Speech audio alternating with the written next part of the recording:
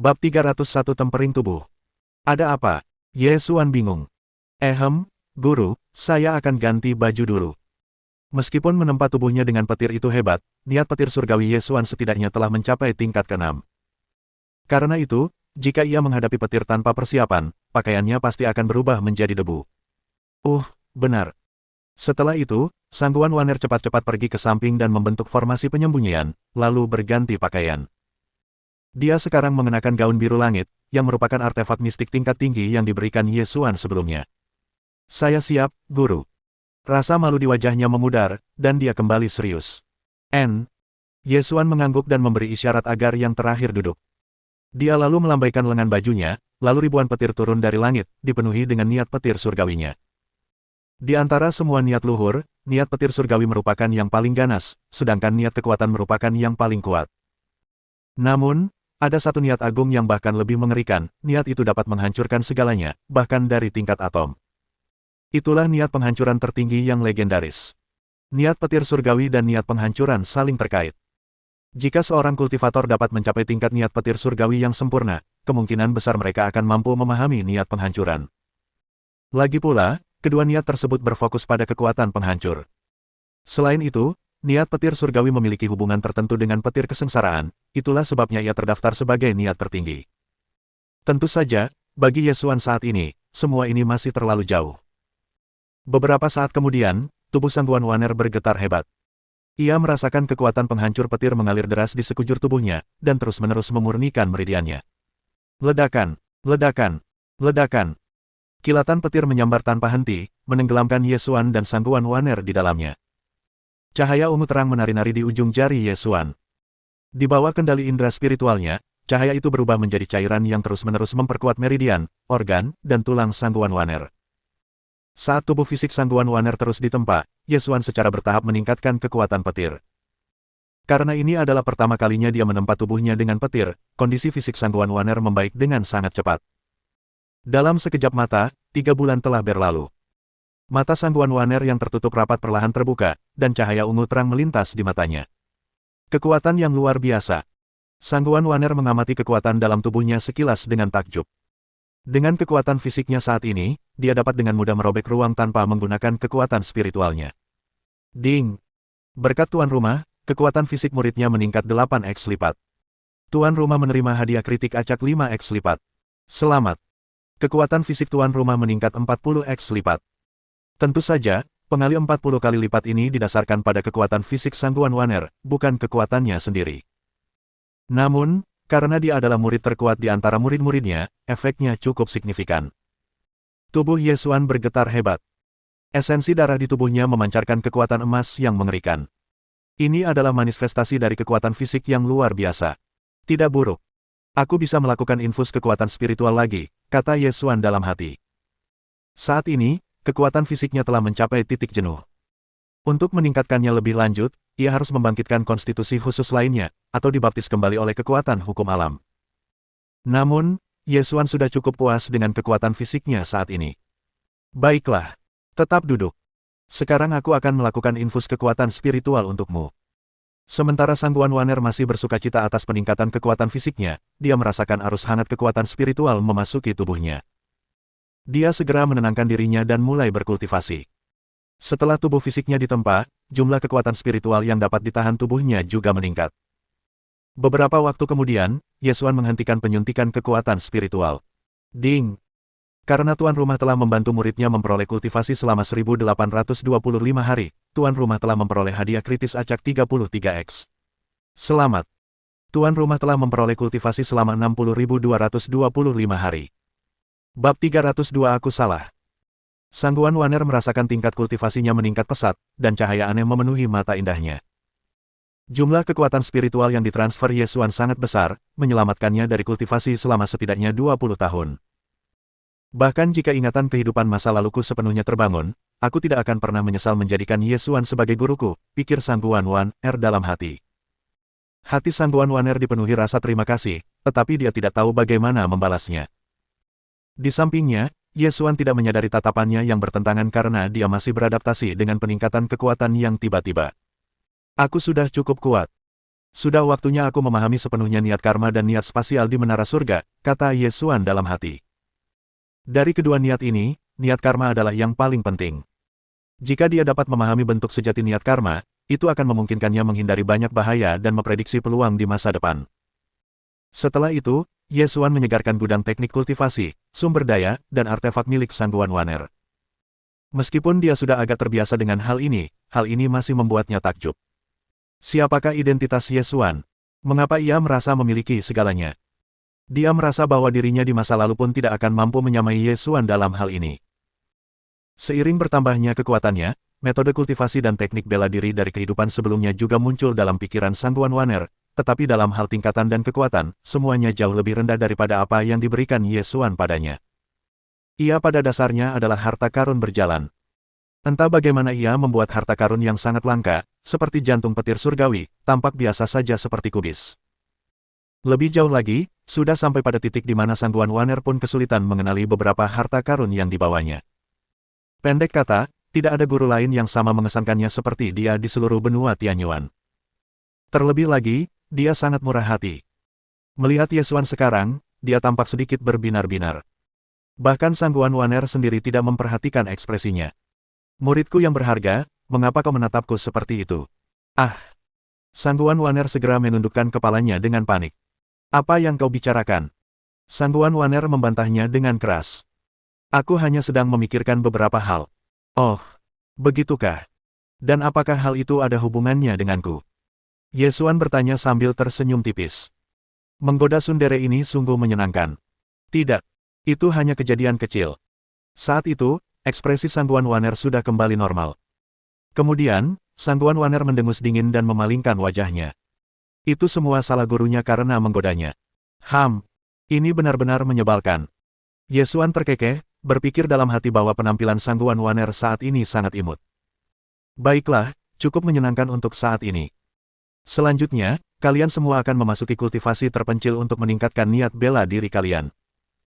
Pada saat ini, Ye Xuan terbatuk dan mengganti topik pembicaraan dengan nada serius. Mendengar ini, Sangguan Waner berbalik untuk melihat Ye Xuan. Benar-benar. Tapi seseorang tampaknya marah padaku, jadi aku ragu apakah aku harus membawanya. Ye Xuan menatap Sangguan Waner dengan tatapan menggoda. Mendengar ini, dia menjadi bingung. Meskipun Ye Xuan sengaja menggodanya, dia memang telah melakukan banyak hal untuknya. Baiklah, aku salah. Aku tidak marah lagi, kata Sangguan Waner dengan kesal setelah meronta-ronta. Itulah semangatnya. Bab 303 Sesi Kultivasi Terpencil Kelompok. Karena kau sudah meminta maaf dengan tulus, aku akan membiarkannya begitu saja. Lagi pula, kau muridku yang berharga, kata Ye Xuan sambil tersenyum. Namun, periode kultivasi terpencil ini tidak akan berlangsung lama. Kau harus kembali ke Istana Surga Luo setelah 3 bulan. Alasan mengapa aku tidak mengizinkanmu memurnikan jantung petir surgawi sebelumnya terkait dengan Istana Surga Luo. Melalui kekuatan karma, Ye Xuan telah merasakan bahwa ada sesuatu yang akan mengganggu pemurnian Sangguan Waner. Pada saat itu, Ye Xuan tidak tahu kapan itu terjadi, tetapi seiring berjalannya waktu, dorongan kekuatan karma menjadi lebih jelas. Sekarang, dia tahu bahwa dalam 3 bulan, sebuah peristiwa besar akan terjadi di Istana Surga Luo yang akan melibatkan Sangguan Waner. Meskipun Sangguan Waner bingung dengan kata-kata Ye Xuan, dia tetap memilih untuk mempercayainya. Itu tidak akan berbahaya bagimu, tetapi jika kau tidak kembali, kemungkinan besar Istana Surga Luo akan hancur, Ye Xuan menjelaskan. Meskipun dia tidak mengetahui rinciannya, beberapa hal dapat disimpulkan. Mereka yang ingin berurusan dengan Istana Surga Luo kemungkinan besar adalah musuh Sangguan Waner. Bagaimanapun, sumber daya budidaya sangat penting untuk budidaya. Dalam proses mencari dan mendapatkannya, pasti ada konflik. Meskipun Ye Xuan tidak peduli dengan Istana Surga Luo, itu adalah sesuatu yang didirikan oleh muridnya seorang diri. Baiklah, aku tahu apa yang harus dilakukan. Sangguan Waner mengangguk. Untung saja. Dia juga perlu menunjuk kepala istana baru. Meskipun Istana Surga Luo tidak lagi berguna baginya, dia tidak akan tinggal diam dan melihatnya dihancurkan oleh orang lain. Bus.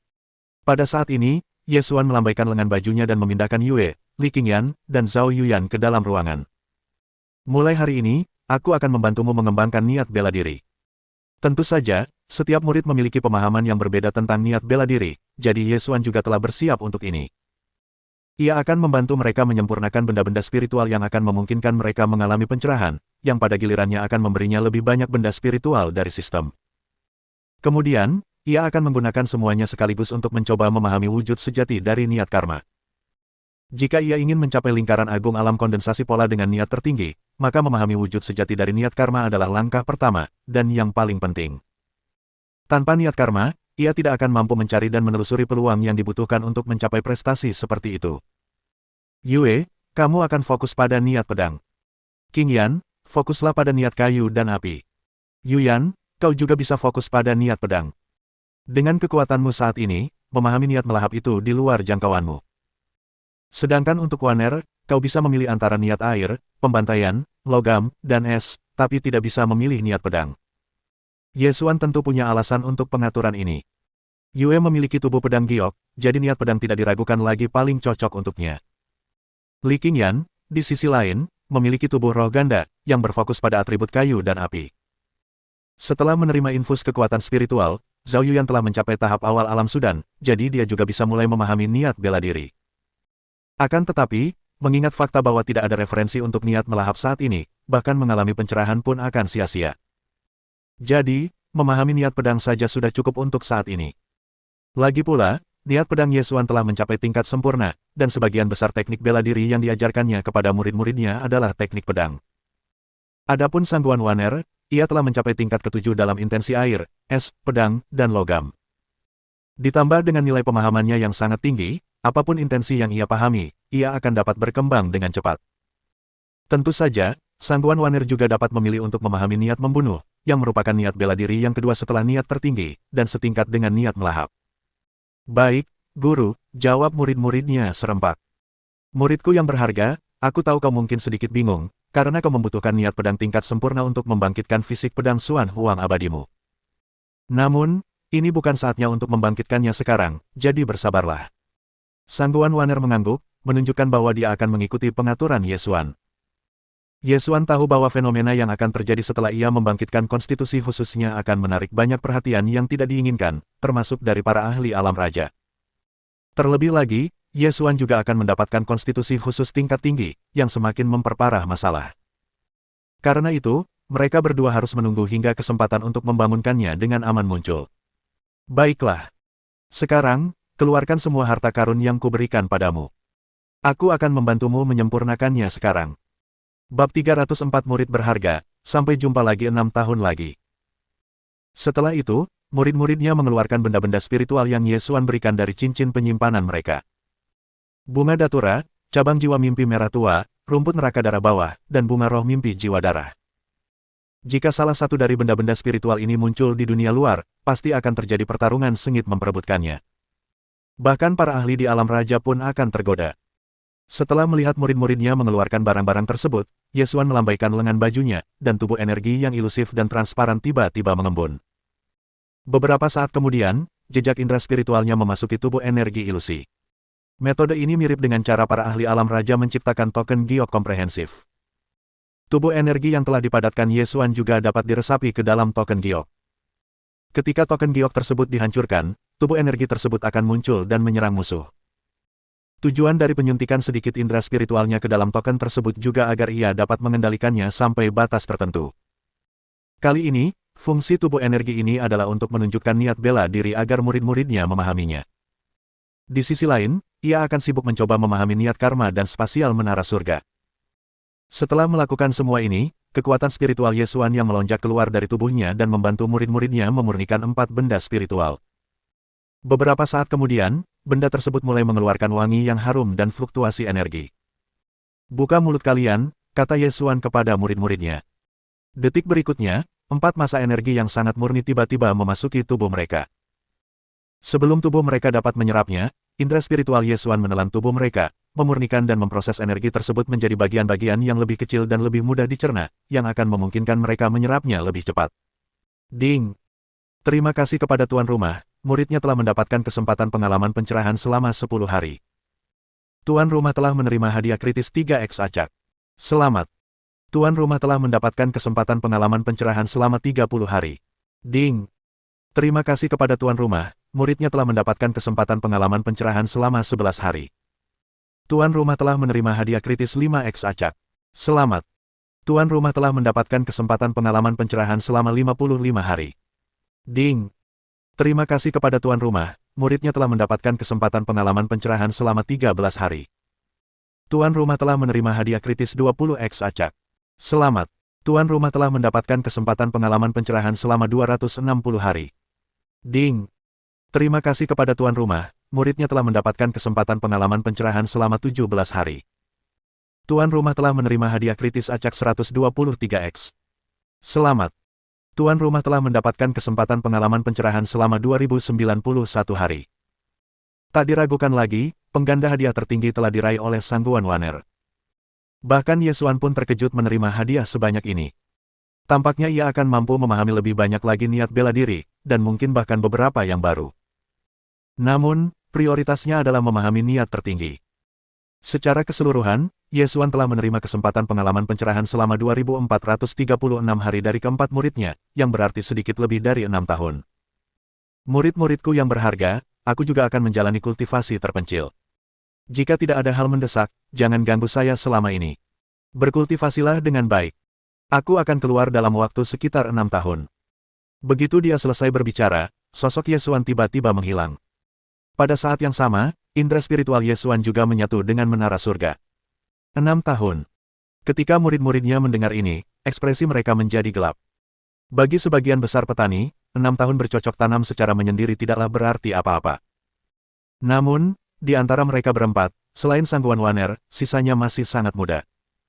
Bagi mereka, 6 tahun sudah sepertiga dari kehidupan yang mereka jalani di dunia ini. Hal ini khususnya berlaku bagi Zhao Yuyan, yang baru berusia 9 tahun. Suara mendesing. Tepat saat mereka bertiga linglung, beberapa sinar cahaya terang tiba-tiba jatuh dari langit. Sinar cahaya ini berkelap-kelip dengan kekuatan petir surgawi, dan ternyata adalah token giok yang telah disempurnakan Yesuan. Tak hanya berisi kekuatan mengerikan dari kekuatan fisik alam raja, segel ini juga berisi segel kuat yang terbentuk dari perpaduan petir surgawi dan kekuatan spasial. Selain itu, segel ini juga berisi kekuatan formasi tingkat tinggi. Ini juga bukan token giok sekali pakai, dan dapat digunakan hingga 10 kali. Jika diaktifkan dalam jangkauan menara surga, itu akan membentuk penghalang energi yang kokoh, dan juga memindahkan mereka ke Sekte Qingyun. Bahkan jika diaktifkan di mana saja di wilayah Nanzu, itu akan memindahkan mereka ke menara surga secara instan. Setelah pencerahanmu selesai, kau bisa mengolah teknik bela diri dan metode kultivasi yang telah kuberikan kepadamu.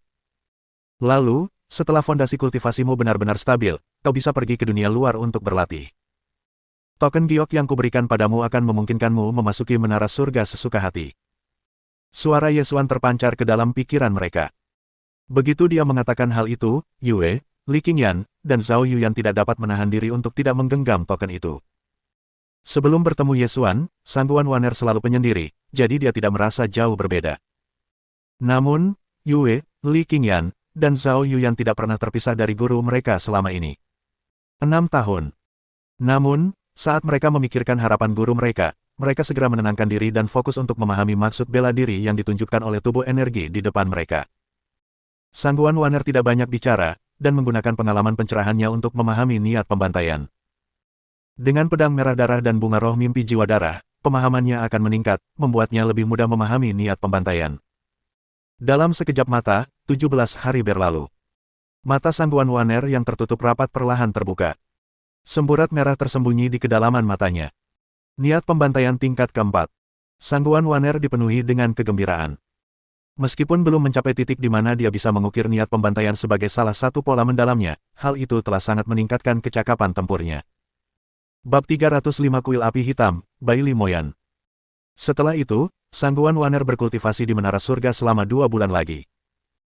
Selama waktu ini, dia tidak terus berfokus pada niat bela dirinya, melainkan pada teknik bela diri dan metode kultivasi yang diajarkan Yesuan, khususnya teknik penempaan indera spiritual.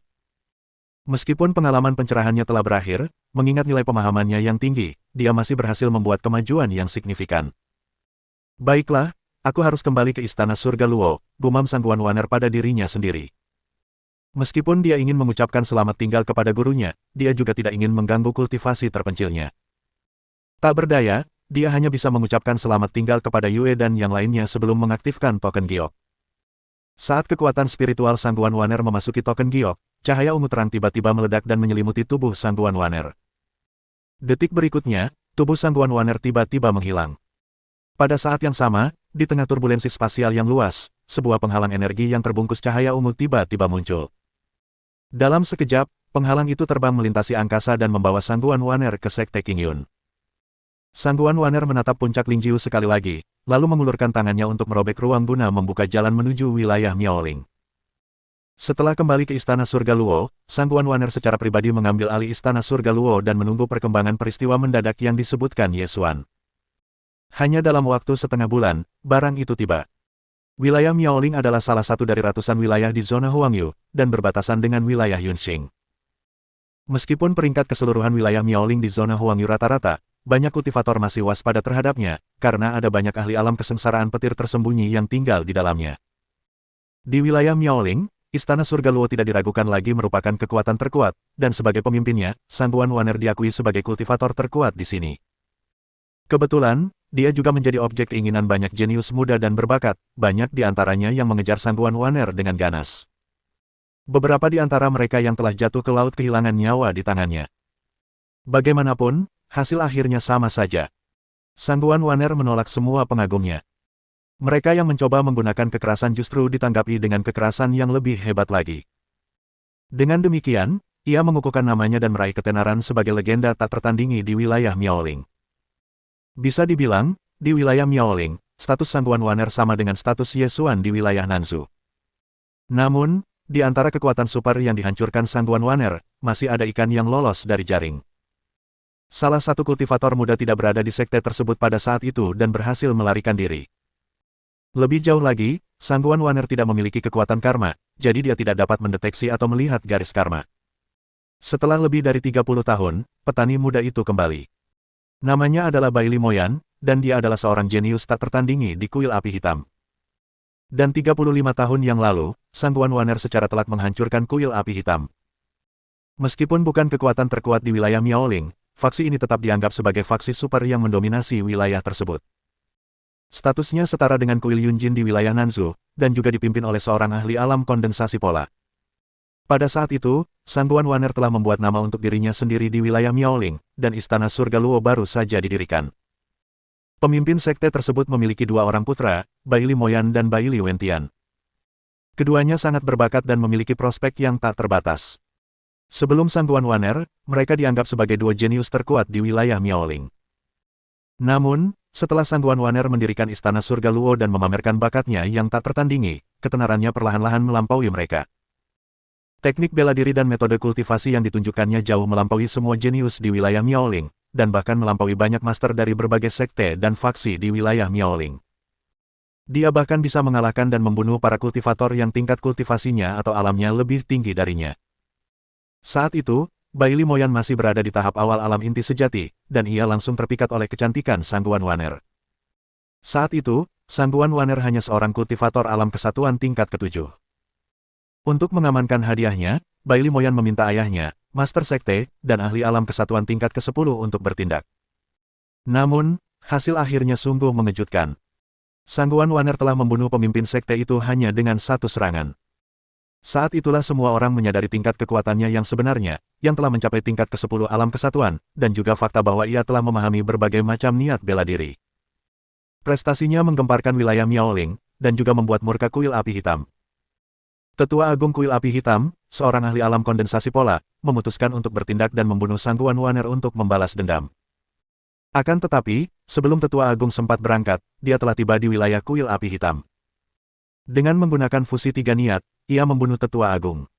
Setelah itu, ia meratakan kuil api hitam hingga rata dengan tanah. Adapun Bai Li Moyan, dia telah berlatih di tempat lain, dan berhasil melarikan diri. Setelah mengetahui kekuatan Sang Guan Waner, Bai Li Moyan tidak berani membalas dendam. Ia menelan amarahnya dan mengubah namanya untuk menyembunyikan identitasnya. Bab 306 Istana Dewa Petir, Liu Chengtian. 10 tahun kemudian, Bai Li Moyan cukup beruntung menjadi murid seorang ahli super, yang berasal dari Istana Dewa Petir, yang merupakan faksi super dari wilayah Leishan, yang tidak terlalu jauh dari wilayah Miaoling. Pakar super ini adalah pakar alam raja. Ketika ini terjadi, Bai Li Moyan akhirnya melihat kesempatan untuk membalas dendam. Namun, dia tahu betul bahwa bahkan dengan berkultivasi sebagai murid Istana Dewa Petir, pada dasarnya mustahil baginya untuk mengalahkan Sangguan Waner sendirian. Oleh karena itu, selama bertahun-tahun ia habiskan di Istana Dewa Petir, Bai Limoyan terus-menerus menyanjung dan menjilat gurunya serta teman-teman seperjuangannya, dengan harapan suatu hari nanti dapat mengandalkan mereka untuk membantunya membalas dendam.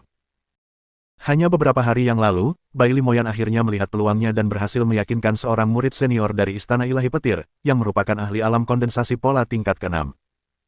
Di mata Bai Limoyan, murid senior ini tidak lebih lemah dari Sangguan Waner, dan akan mampu mengalahkan dan membunuhnya. Tentu saja, alasan mengapa bujukannya berhasil sejak awal adalah karena murid senior ini kebetulan suka mengoleksi keindahan. Ia akan mengambil mereka untuk dirinya sendiri, dan memperbudak mereka. Lebih jauh lagi, jika kekuatan atau faksi yang mendukung mereka tidak terlalu kuat, ia akan menghancurkannya juga untuk mematahkan semangat mereka. Memanfaatkan hobinya, Bai Limoyan berulang kali menggambarkan kecantikan Sangguan Waner kepadanya. Setelah beberapa waktu, dia akhirnya meyakinkan murid senior untuk bertindak, dan mereka melakukan perjalanan ke wilayah Miaoling. Bai Limoyan, aku tidak menyangka daerah kelahiranmu punya tempat sebagus ini. 100 mil jauhnya dari Istana Surga Luo, dua orang berdiri dengan tangan di belakang punggung mereka. Kedua orang ini tentu saja Bai Limoyan dan murid senior, yang bernama Liu Chengtian. Cek, cek, cek. Istana Surga Luo penuh dengan kultivator wanita. Sungguh menakjubkan. Adik Bai Li, aku semakin penasaran dengan Sangguan Waner yang kau sebutkan. Tatapan Liu Chengtian tertuju ke arah Istana Surga Luo. Ekspresi serakah dan penuh nafsu melintas di wajahnya, dan ia tak bisa menahan diri untuk menjilat bibirnya penuh harap.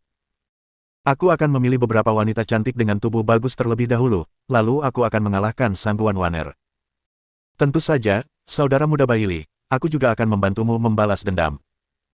Jika adik kecil ingin mencoba rasa dari makanan lezat ini, tentu saja giliranmu setelah aku memilih yang aku suka. Liu Chengtian tertawa terbahak-bahak. Saat membayangkan betapa asyiknya ia dengan wanita-wanita cantik itu, sudut mulutnya sedikit melengkung. Kalau begitu, aku harus berterima kasih pada kakak senior Liu. Bai Limoyan sangat gembira mendengarnya. Setelah mendapatkan wanita cantik tersebut, Liu Chengtian akan menggunakan teknik rahasia untuk mengendalikan jiwa mereka secara paksa. Ia kemudian akan menjadikan mereka budak dan menikmatinya sepuasnya. Bagi Bai Limoyan, ini tidak diragukan lagi merupakan balas dendam terbesar terhadap Sangguan Waner. Tentu saja, Istana Surga Luo harus dihancurkan, tetapi Bai Limoyan tentu saja tidak akan melewatkan kesempatan untuk menghancurkan para kultivator wanita itu. Bus! Liu Chengtian melambaikan lengan bajunya dan tiba-tiba muncul di atas Istana Surga Luo bersama Bai Limoyan. Formasi di sini cukup mendalam. Aku tidak menyangka Sangguan Waner ternyata ahli formasi. Liu Chengtian mengamati keadaan sekelilingnya sejenak dan tiba-tiba menemukan formasi kuat tersembunyi di Istana Surga Luo. Itu formasi tingkat 5. Kalau bukan ahli alam kondensasi pola, pasti tidak akan bisa membentuk formasi sekuat itu. Keindahan ini semakin menarik. Seketika, bibir Liu Chengtian melengkung, dan dia menjadi semakin penasaran terhadap Sangguan Waner. Beberapa saat kemudian, Liu Chengtian perlahan mengulurkan tangan kanannya. Ledakan. Sebuah tangan hitam raksasa yang dipenuhi dengan niat bela diri tiba-tiba menutupi seluruh Istana Surga Luo. Gawat. Itu serangan musuh. Tak lama kemudian, para tetua Istana Surga Luo menyadari apa yang tengah terjadi pada formasi itu dan memerintahkan semua orang untuk tetap waspada dan mempersiapkan diri. Meskipun formasi Istana Surga Luo kuat, tangan hitam raksasa itu mengandung kekuatan besar, dan berulang kali membombardir formasi tersebut. Saat kedua kekuatan itu saling bertabrakan, dampaknya menciptakan fluktuasi energi yang membuat para kultivator Istana Surga Luo gemetar. Bus! Saat semua orang merasa gugup, ki pedang yang menyilaukan melesat ke langit dan menghancurkan tangan hitam raksasa itu. Pada saat yang sama, sosok Sangguan Waner tiba-tiba muncul di langit di atas. Itu kepala istana. Kepala istana akhirnya kembali. Ketika para tetua melihat Sangguan Waner, mereka sangat gembira. Meskipun Sangguan Waner telah kembali ke Istana Surga Luo beberapa waktu lalu, dia belum mengungkapkan kehadirannya kepada siapapun. Cek cek cek. Dia memang wanita yang luar biasa cantiknya. Adik Bai Li, sepertinya kamu tidak berbohong. Aku sangat puas. Setelah aku benar-benar menikmati keindahan ini, aku akan merawatmu dengan baik di masa depan. Hahaha. Ketika dia melihat wajah cantik Sangguan Waner, seringai cabul muncul di wajahnya. Ini adalah wanita paling luar biasa yang pernah dilihatnya. Terima kasih, kakak senior. Bai Limoyan sangat gembira mendengarnya. Liu Chengtian sangat disayangi oleh gurunya, dan ia sangat kuat. Bailey Moyan tidak ragu bahwa kakak seniornya ini akan menjadi ahli yang mengguncang dunia di masa depan. Manfaat memiliki hubungan baik dengan orang seperti itu sudah jelas dengan sendirinya. Namun, dari awal hingga akhir, Sang Tuan Wanner tidak menatap mata Bailey Moyan maupun Liu Chengtian. Dia perlahan mengangkat tangannya dan mencabut pedang air terjun. Itulah harta karun yang diberikan gurunya, sekaligus senjata paling ampuh yang dimilikinya. Sang Tuan Wanner, kamu mungkin tidak mengenaliku, tapi aku, Bailey Moyan, tidak pernah melupakanmu. Jika bukan karenamu, kuil api hitam tidak akan pernah hancur, dan ayah serta saudaraku masih hidup. Setelah 30 tahun, saya kembali untuk menagih utang saya. Kakak seniorku tak terkalahkan di alam kesengsaraan petir. Hari ini, tak seorang pun dari istana surga Luomu akan bisa lolos dari kematian. Melihat Sang Tuan Wanner mengabaikannya, Bailey Moyan menjadi murka dan meraung histeris. Bab 307 Diam itu emas. Kuil api hitam. Ah, jadi kau ikan yang lolos dari jaring. Ekspresi Sang Tuan Wanner tidak berubah sama sekali. Aku berkata, gadis cantik, mengapa kau tidak ikut denganku untuk bersenang-senang?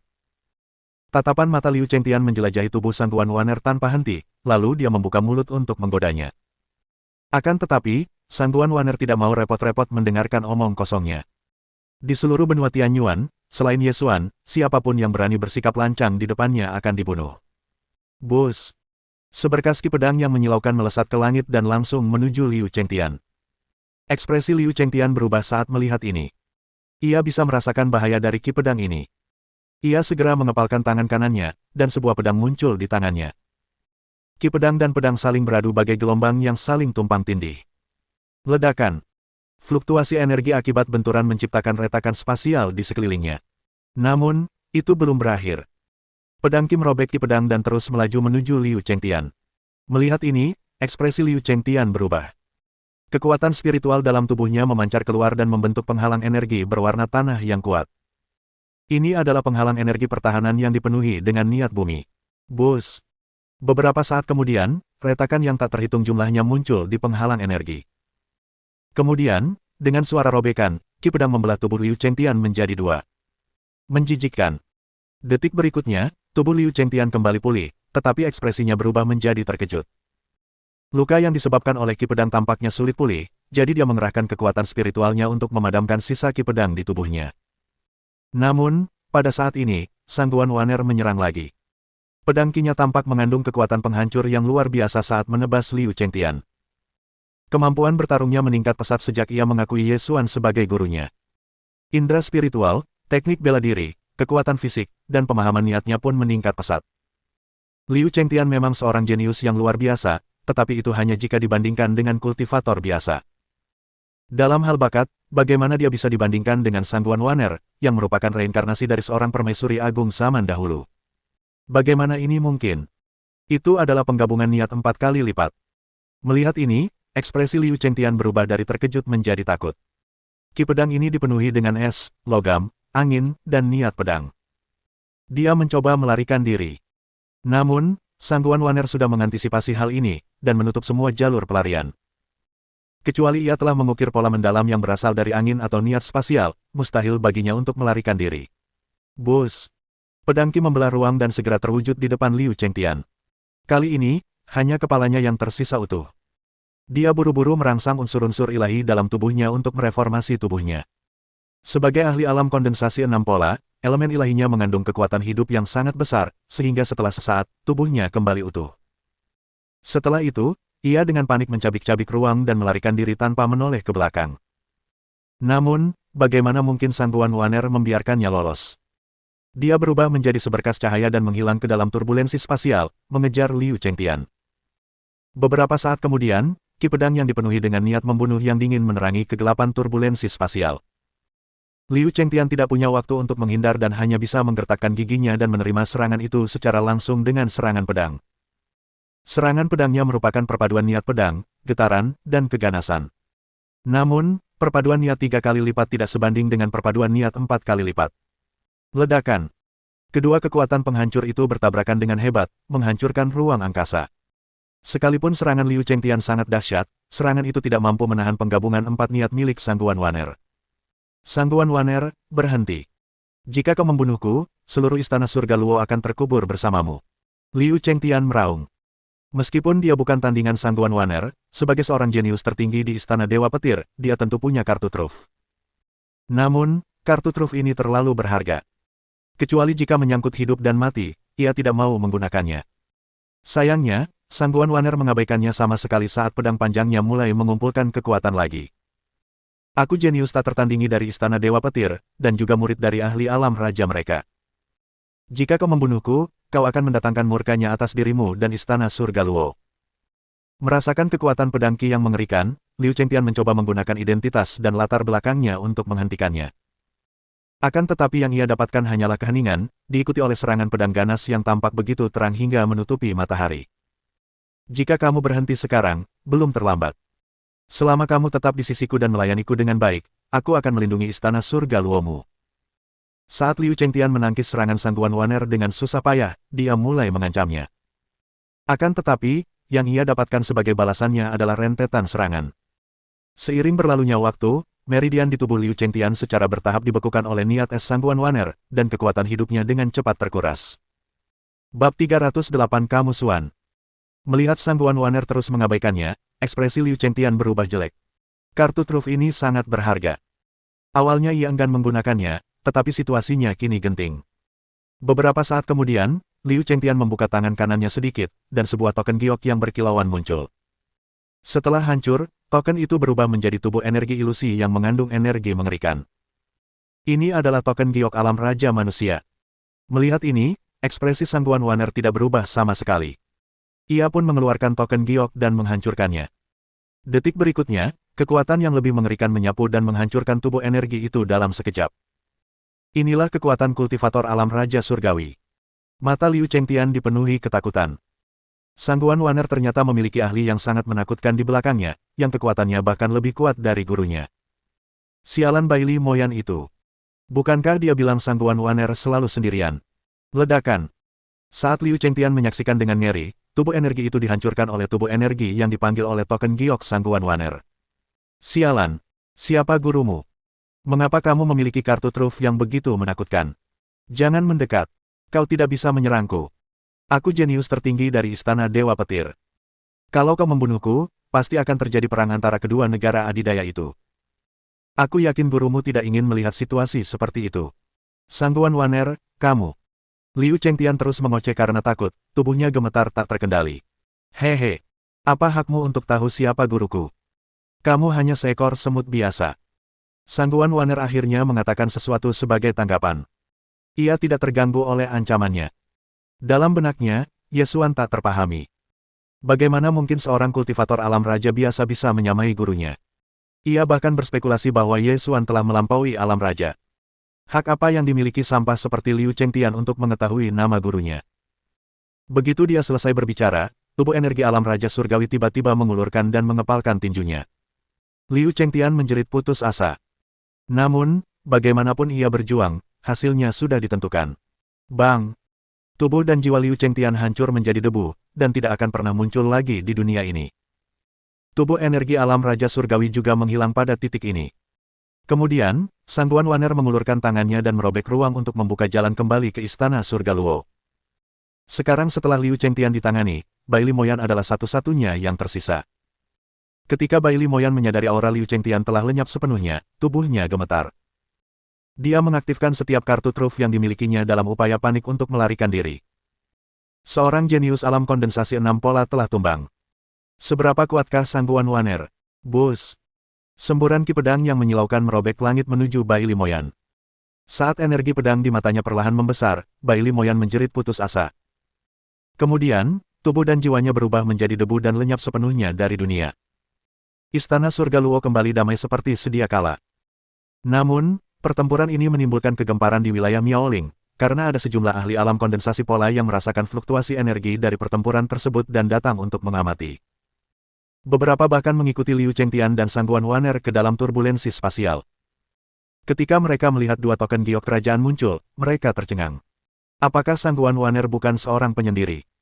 Mengapa dia memiliki kartu truf yang begitu menakutkan? Mungkinkah dia memiliki seorang ahli yang menakutkan di belakangnya? Ada rumor bahwa Yesuan adalah guru Sangguan Waner. Mungkinkah tubuh energi yang dipanggil Sangguan Waner adalah Yesuan? Semua orang punya pertanyaan, tetapi juga takut pada Sangguan Waner dan ahli mengerikan di belakangnya. Guru benar. Istana Surga Luo benar-benar mengalami masalah. Jika dia tidak kembali ke Istana Surga Luo, tak seorang pun akan mampu menghentikan Liu Chengtian. Mungkin Istana Surga Luo yang telah dia dirikan akan hancur. Istana Dewa Petir. Sepertinya masalah ini masih jauh dari selesai. Aku mungkin harus meminta guru untuk berurusan dengan Istana Dewa Petir jika mereka memiliki ahli alam raja, gumam Sangguan Waner pada dirinya sendiri. Setelah itu, Sangguan Waner memanggil para tetua Istana Surga Luo. Salam, Kepala Istana. Para tetua Istana Langit Luo memberi hormat pada Sangguan Waner. Para tetua ini adalah para ahli yang telah lama bersama Sangguan Waner. Beberapa orang memilih mengikuti Sangguan Waner karena mengagumi prestasinya, dan beberapa orang lainnya telah dilatih secara pribadi olehnya. Aku akan meninggalkan Istana Surga Luo, kata Sangguan Waner sambil menatap para tetua. Apa, Kepala Istana, apakah kau akan meninggalkan Istana Surga Luo kita? Semua ekspresi para tetua berubah drastis saat mendengar ini. Istana Langit Luo dianggap sebagai kekuatan terkuat di wilayah Miaoling terutama karena kemampuan tempur Sangguan Waner yang luar biasa. Jika dia pergi, apa yang akan terjadi pada Istana Langit Luo?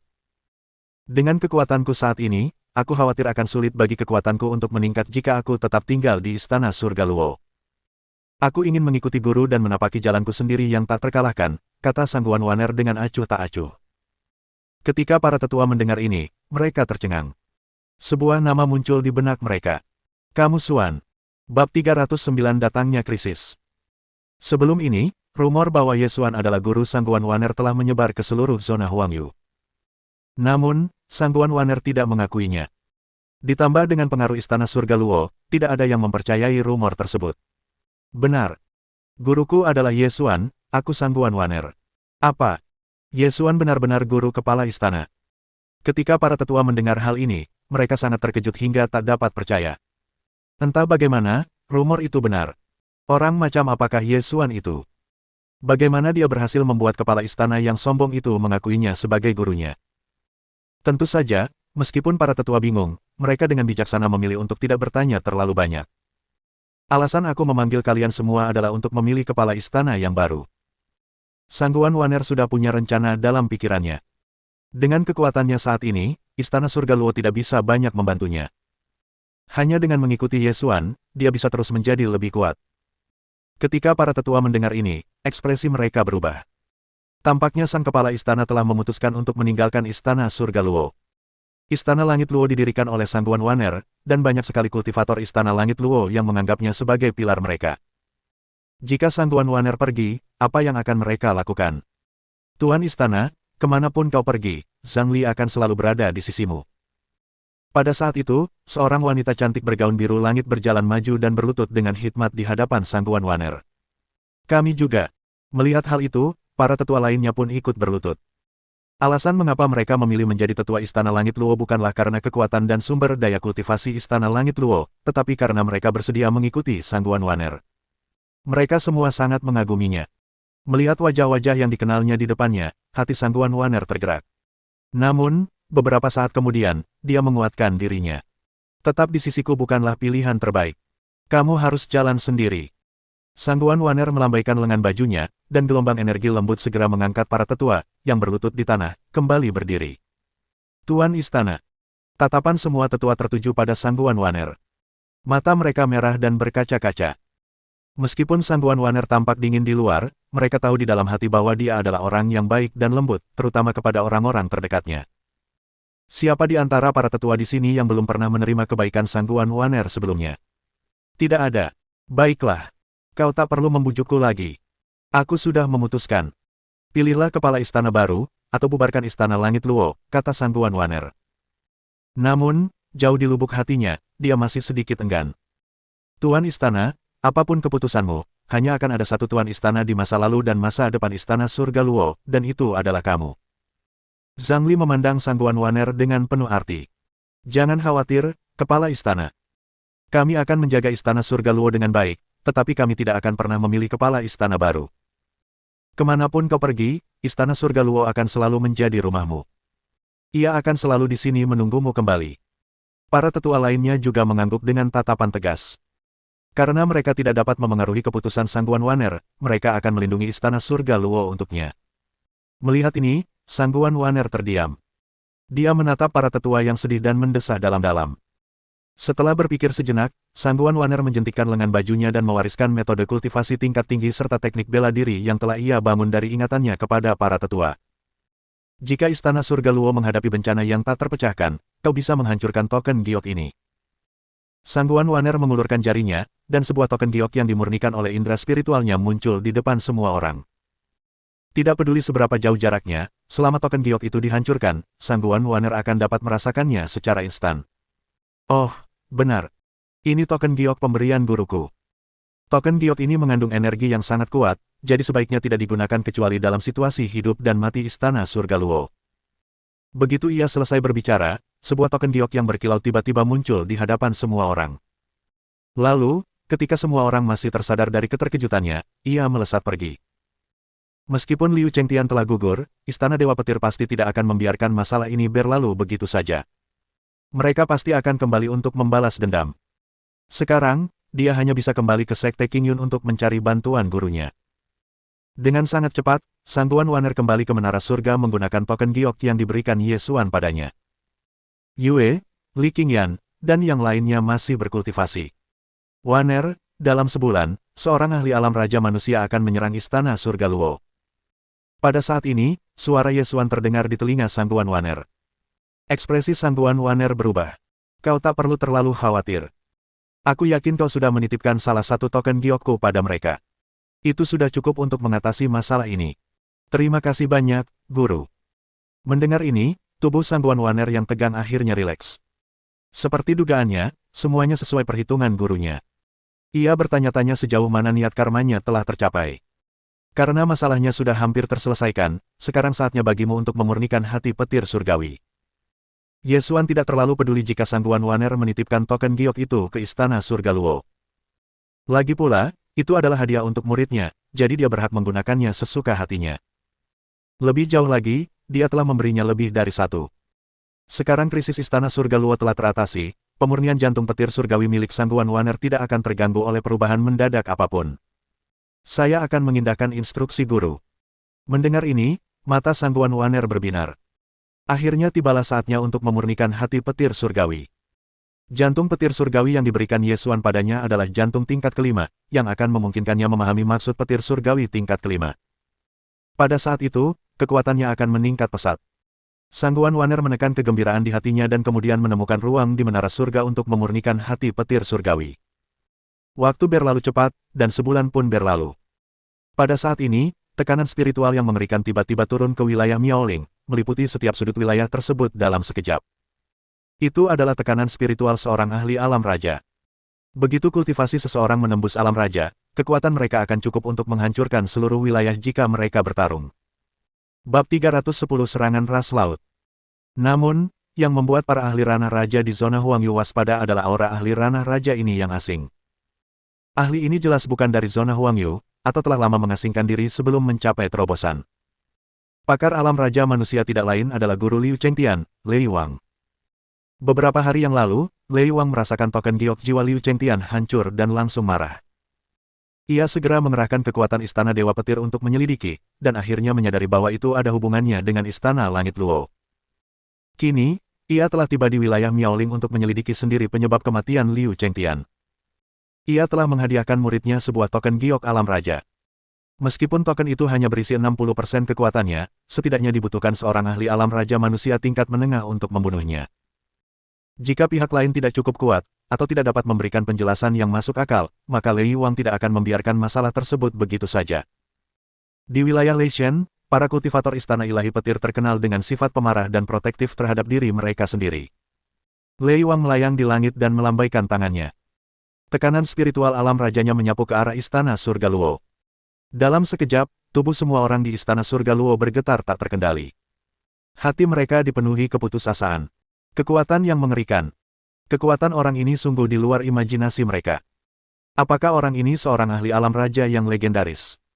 Zhang Li segera menekan rasa takut di hatinya dan menghancurkan token giok yang ditinggalkan Sangguan Waner. Beberapa saat kemudian, sebuah tubuh energi yang menyebabkan dunia bergetar tiba-tiba muncul dan langsung menghancurkan tekanan spiritual yang diberikan Lei Wang. Setelah itu, tubuh energi itu tanpa ekspresi mengulurkan tangannya dan menunjuk, dan Lei Wang pun mati. Dalam sekejap, para ahli kerajaan yang diam-diam menonton menjadi gempar.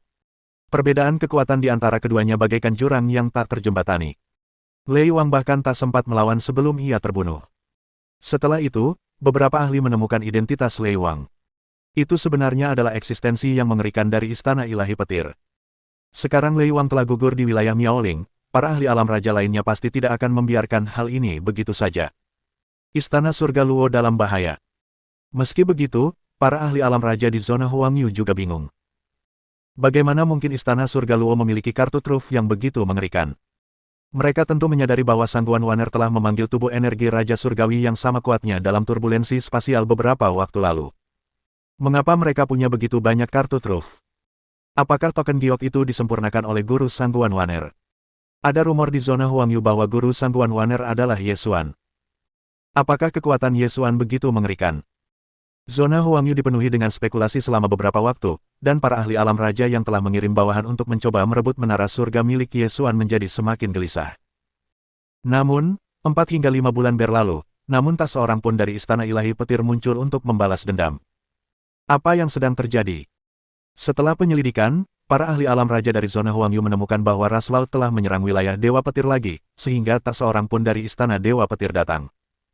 Semua ahli mereka dikerahkan untuk melawan para ahli ras laut, yang berdatangan seperti air pasang yang tak berujung. Semua ini sesuai prediksi Ye Xuan ketika ia menggunakan kekuatan karma. Ia telah memahami wujud sejati dari niat karma, yang memberinya wawasan lebih detail tentang hal-hal semacam itu. Inilah sebabnya ia menginstruksikan Sangguan Wanner untuk mulai memurnikan jantung petir surgawi. Perang antara ras manusia dan ras laut akan berlangsung lama. Setiap kali ahli kerajaan dari daerah lain tiba di wilayah Leishan untuk memberikan dukungan, ras laut akan mengirimkan lebih banyak ahli untuk menghadapi mereka. Kedua belah pihak sama-sama kuat, dan pertempuran memasuki jalan buntu. Seiring berjalannya waktu, banyak sekali petani dari kedua belah pihak yang meninggal. Di bawah serangan dahsyat ras laut, 3 wilayah di zona Tianze jatuh, dan wilayah yang diduduki ras laut secara bertahap meluas. Para pembudidaya ras laut tidak hanya kuat, tetapi jumlah mereka juga tak terbatas. Populasi mereka jauh di luar jangkauan umat manusia. Begitu saja, 9 bulan berikutnya berlalu. Ye Xuan akhirnya memahami niat karma tingkat kedua, yang juga merupakan batas niat karma yang terkandung dalam menara surga. Hal ini memungkinkannya untuk memprediksi masa depan dengan lebih akurat dan jelas. Namun, yang membuat Ye Xuan mengerutkan kening adalah ketika dia melihat ke masa depan, ada kekosongan yang tidak bisa dia lihat dengan jelas. Dia mengabaikannya, dan menganggap itu karena niat karmanya yang tidak cukup kuat. Meskipun Ye Xuan telah dalam kondisi pencerahan sejak ia memulai kultivasinya yang menyendiri, masih butuh waktu lebih dari setahun baginya untuk memahami niat karma tingkat kedua. Ini cukup untuk menunjukkan betapa sulitnya memahami maksud karma. Bab 311 Situasi Suram. Tetap saja, keberhasilannya dalam memahami niat karma tingkat kedua memungkinkannya membuat kemajuan lebih cepat dalam pemahamannya terhadap niat bela diri lainnya. 2 tahun kemudian, Ye Xuan memahami niat spasial tingkat keempat, yang juga merupakan batas niat spasial yang terkandung dalam menara surga. Sekarang, Ye Xuan harus mengandalkan pemahaman dan wawasannya sendiri untuk meningkatkan level 2 niat tertinggi ini. 3 tahun kemudian, Ye Xuan berhasil memahami niat spasial tingkat ke-6, yang memungkinkannya untuk mengukir pola mendalam yang berasal dari niat spasial ke dalam tubuhnya. Masih ada 3 tahun sebelum keadaan pencerahannya berakhir, jadi Ye Xuan ingin mencoba memahami niat kekuatan melalui jalan niat tinju dan getaran. Dia juga ingin mencoba memahami niat kehidupan melalui niat kayu, dan niat kehancuran melalui niat petir surgawi. Dia harus memanfaatkan keadaan pencerahan yang diperpanjang ini. Begitu saja, waktu berlalu dengan cepat. Selama kurun waktu ini, Sangguan Wanner berhasil memurnikan jantung petir surgawi, sehingga memahami niat petir surgawi tingkat kelima. Adapun Yue, Li Qingyan, dan Zhao Yuyan, ketika mereka menyadari bahwa mereka telah mencapai batas kultivasi terpencil mereka dalam hal kemajuan, mereka memutuskan untuk pergi ke dunia luar bersama untuk berlatih dan mendapatkan pengalaman. Di bawah serangan dahsyat ras laut, 30 wilayah di zona Tianze telah jatuh, dan bahkan beberapa ahli alam raja telah tewas dalam pertempuran. Sebagian pasukan ras laut bahkan menyerang wilayah Nansu. Saat Anda pergi berlatih dan mendapatkan pengalaman, jangan tinggalkan wilayah Nansu. Ketika Yue, Li Qingyan, dan Zhao Yuyan meninggalkan menara surga, Ye Xuan memberi mereka instruksi. Karena lama tidak mendengar suara Ye Xuan, mereka merasa senang dan tentu saja mematuhi instruksinya. Setelah mengaktifkan token, mereka diangkut kembali ke Sekte Qingyun. Serangan ras laut begitu ganas. Sepertinya tidak akan ada kedamaian di wilayah Nanzu juga, gumam Ye Xuan dalam hati. Ye Xuan telah menyimpulkan banyak hal melalui kekuatan karma, termasuk alasan sebenarnya di balik serangan ras laut, yaitu niat penciptaan, yang merupakan niat tertinggi lainnya. Selama ini, ia telah mencoba menggunakan kekuatan karma untuk menyimpulkan kehidupan Sangguan Waner sebelumnya. Namun, semuanya kabur. Tampaknya niat karmanya masih terlalu rendah. Tujuan ras laut bukan hanya niat penciptaan, tetapi juga takdir benua Tianyuan. Mereka ingin mencuri takdir umat manusia. Sepertinya kesempatanku berikutnya ada di antara ras laut, gumam Ye Xuan pada dirinya sendiri.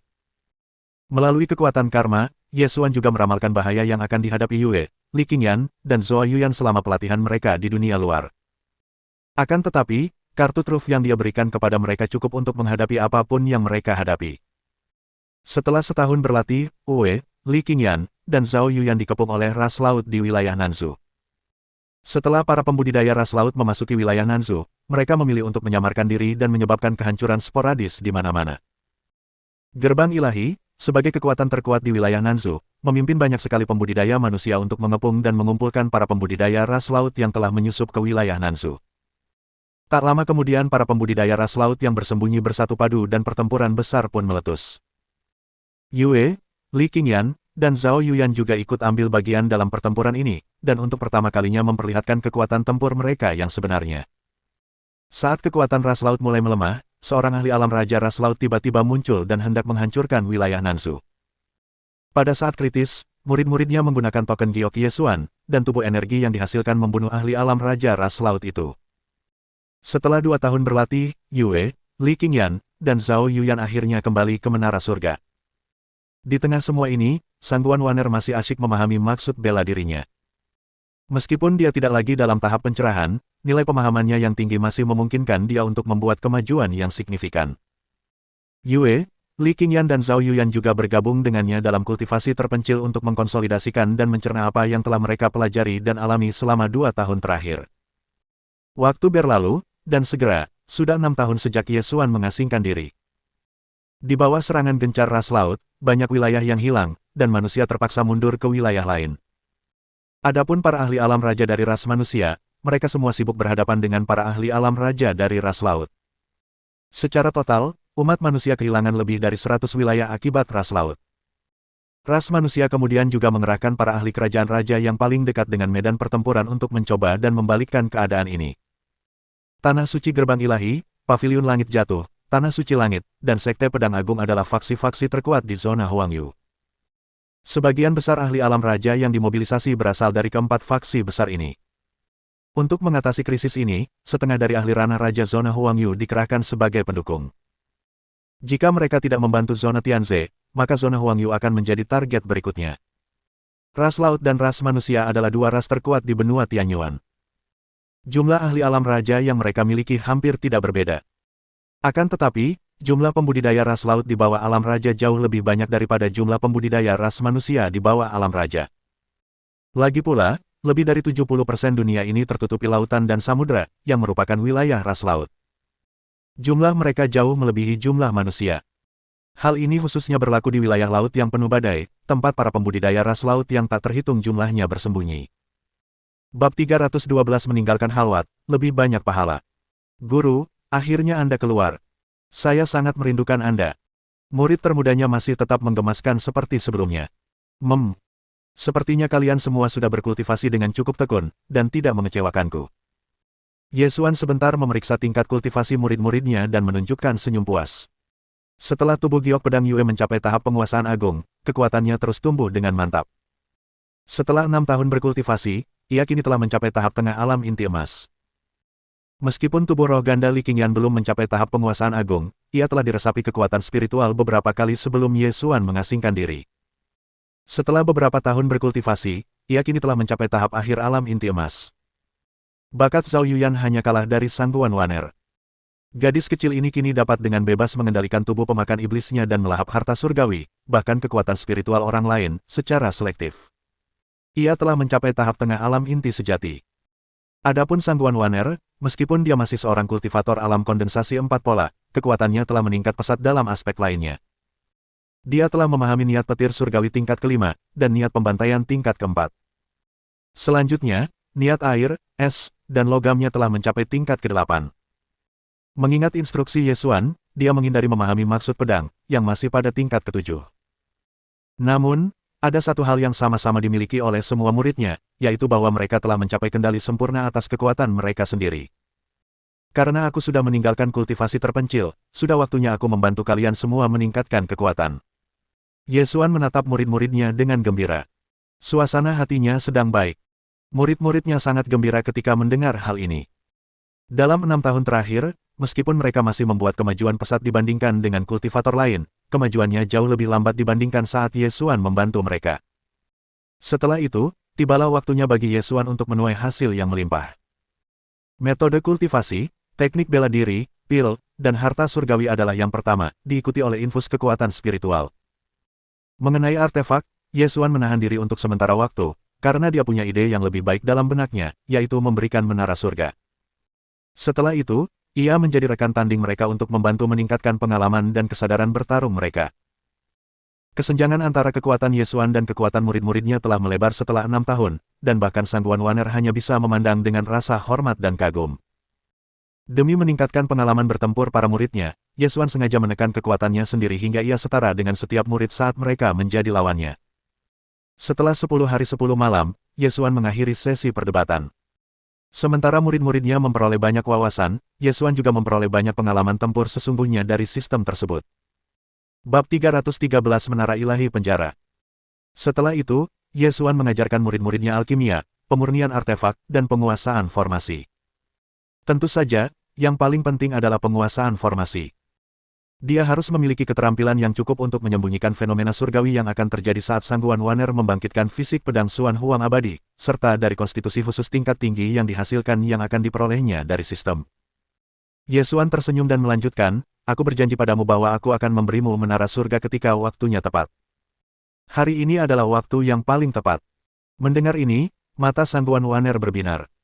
Begitu dia selesai berbicara, indera spiritual Yesuan menyapu dan menutupi setiap inci menara surga. Tak lama kemudian, menara surga beriak dengan lapisan-lapisan fluktuasi misterius, yang kemudian mengembun menjadi tanda yang bersinar dengan cahaya terang.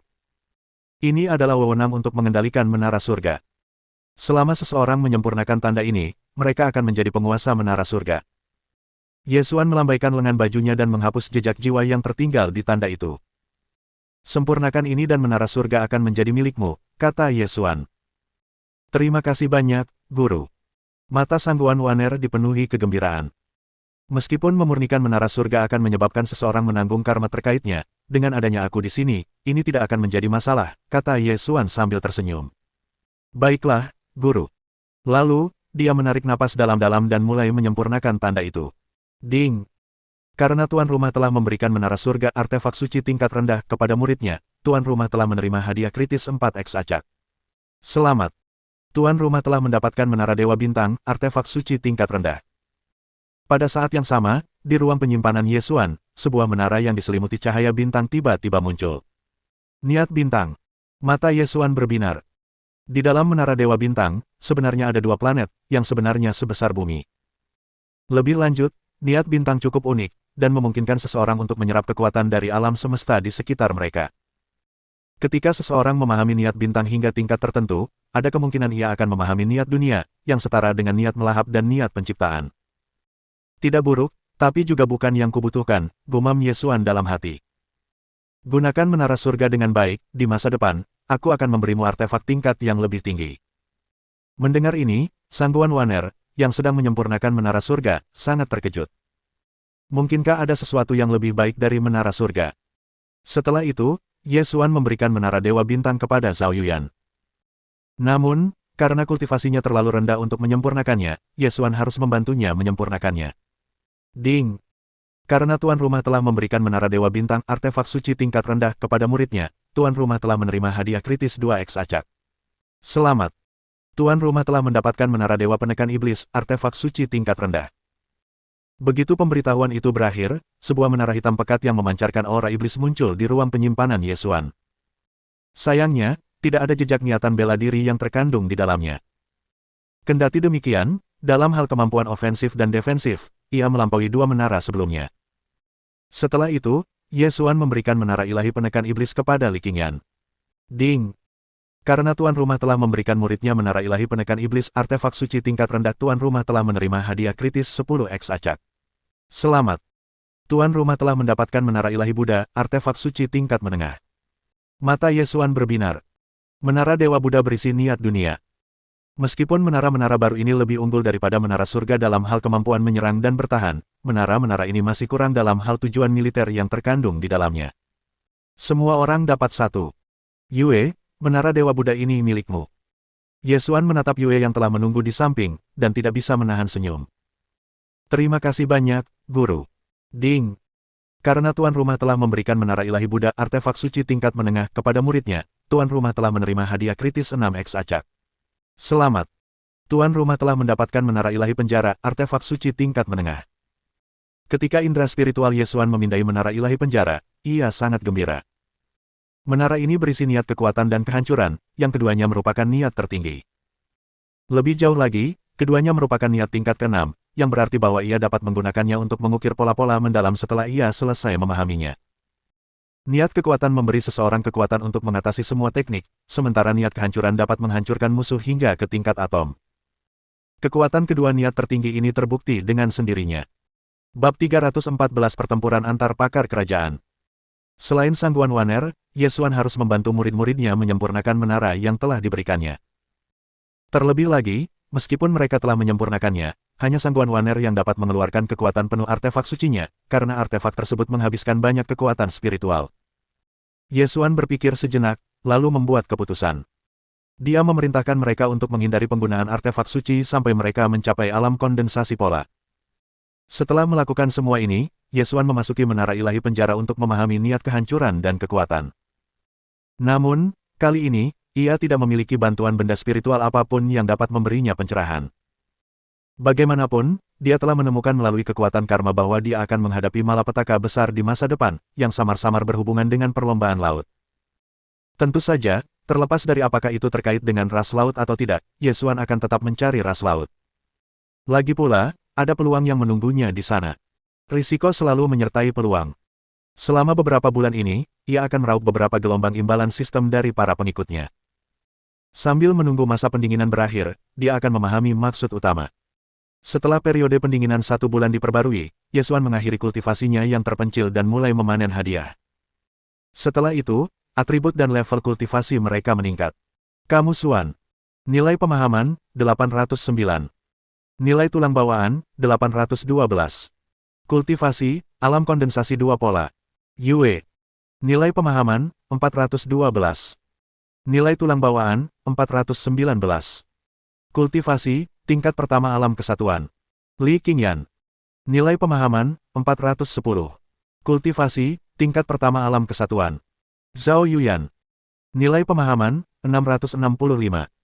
Nilai tulang bawaan, 669. Kultivasi, tahap akhir alam Sudan. Sangguan Waner. Nilai pemahaman, 802. Nilai tulang bawaan, 804.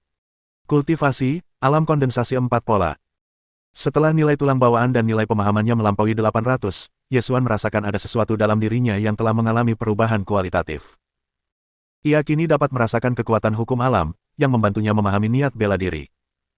Lebih lanjut, meningkatkan salah satu atribut tersebut 1 poin kini membutuhkan 10 poin. Kekuatan fisik Ye Xuan juga mencapai tingkat yang lebih tinggi. Dari segi kekuatan fisik saja, ia tidak lebih lemah dari seorang ahli Raja Surgawi tahap awal. Hal ini belum pernah terjadi sebelumnya karena ia masih merupakan ahli alam kondensasi 2 pola. Sayang sekali. Aku hanya selangkah lagi untuk memahami niat kekuatan tingkat keempat, gumam Ye Xuan dalam hati. Harus terus berjuang. Kuharap kekuatanku akan meningkat lagi sebelum ras laut melancarkan invasi berikutnya ke wilayah Nansu. Zona Huangyu, jauh di dalam turbulensi spasial. Di ruang gelap gulita, pecahan-pecahan spasial memenuhi udara, seolah-olah akan menghancurkan segalanya. Ukuran setiap pecahan spasial sesuai dengan kekuatannya. Beberapa pecahan spasial seukuran kepalan tangan dapat dengan mudah membunuh para ahli alam kesatuan. Jika pecahan spasial itu berdiameter beberapa ratus kilometer, bahkan seorang ahli bidang kondensasi pola tingkat atas akan mati di tempat. Konon, di bagian terdalam turbulensi spasial, terdapat sebuah fragmen spasial yang panjangnya beberapa tahun cahaya. Kekuatannya mampu menghancurkan dunia, bahkan para ahli di alam raja pun tak mampu menahannya. Ledakan, ledakan, ledakan. Energi destruktif mendatangkan malapetaka dalam turbulensi spasial, dan teknik bela diri yang memukau berkelebat di mana-mana dan bertabrakan. Ini adalah pertarungan antara para ahli kerajaan. Para ahli alam raja dari ras manusia dan ras laut telah lama bertempur dalam turbulensi spasial. Seandainya pertempuran ini terjadi di dunia luar, seluruh zona Huangyu pasti akan hancur menjadi abu. Ras manusia dan ras laut masing-masing memiliki 4 ahli alam raja. Ada 2 ahli alam raja manusia tahap awal dan 2 ahli alam raja manusia tahap tengah dari ras manusia, dan hal yang sama juga berlaku pada ras laut. Situasi pertempuran telah memasuki jalan buntu, dan untuk saat ini, sulit bagi pemenang yang jelas untuk muncul. Di tempat lain di kantong-kantong pergolakan spasial yang berbeda, pertempuran kerajaan raja lainnya juga terjadi. Lebih jauh lagi, para ahli alam raja terkuat di zona Huangyu tengah diawasi oleh para ahli alam raja teratas dari ras laut. Kedua belah pihak tidak akan bertindak gegabah. Lagi pula, mereka mewakili kekuatan tempur terkuat di masing-masing pihak. Momen ketika salah satu pihak menyerang akan menjadi momen kemenangan dan kekalahan bagi kedua belah pihak. Ledakan. Seorang ahli alam raja berubah wujud menjadi seekor naga api yang menyemburkan api terang yang tampaknya ingin menelan pihak lain. Di sisi lain, ahli alam raja ras laut melepaskan niat airnya, menciptakan gelombang yang mencoba menenggelamkan naga api. Kedua energi kuat itu bertabrakan satu sama lain, dan gelombang kejut yang dihasilkan mendatangkan malapetaka di sekitarnya. Naga banjir laut. Kalian semua mencari kematian. Naga api yang menutupi langit perlahan menghilang dan mengembun menjadi sosok manusia ahli. Ombak yang bergulung-gulung itu terbelah dan menampakkan sesosok makhluk yang tampak sangat mirip dengan ahli manusia itu, kecuali bahwa ia ditutupi sisik dan memiliki 2 tanduk di kepalanya. Nama ahli manusia itu adalah Huo Bodong, penguasa istana Dewa Api. Ia adalah ahli tahap awal alam raja manusia. Kedua belah pihak sama-sama kuat. Bus. Pada saat ini, gelombang raksasa tiba-tiba menyembur keluar dari turbulensi spasial yang hitam legam. Kekuatan yang dibentuk oleh 9 gelombang yang saling tumpang tindih mengancam akan menghancurkan apapun yang dilewatinya, termasuk Huo Bodong. Bab 315 Pertempuran yang buntu. Naga banjir laut, jangan terlalu sombong. Melihat ini, mata Huo Bodong sedikit dingin. Api surgawi yang dapat membakar segalanya mengelilingi tubuhnya saat ia sekali lagi berubah menjadi naga api raksasa. Pilar api yang mengerikan menyembur keluar dari mulut naga raksasa itu. Kedua belah pihak sekali lagi terlibat dalam pertempuran sengit, tetapi tidak ada yang bisa mengalahkan lawannya. Para ahli kerajaan lainnya juga mengalami situasi yang sama. Di antara keempat ahli alam raja ini, 2 berasal dari tanah suci gerbang ilahi. Selain Huo Bodong, 1 lagi berasal dari Menara Bayangan. Menara Bayangan adalah faksi super yang setingkat dengan Istana Dewa Api di zona Huangyu, dan pemimpinnya bernama Bailong. Bukan naga banjir yang melawan Bailong, tetapi suku khusus di antara ras laut, anggota suku Yaksa. Pakar alam raja Yaksa mengambil bentuk manusia, tetapi penampilannya sangat mengerikan, seperti hantu. Trisula di tangan Yaksa memancarkan cahaya yang menyilaukan.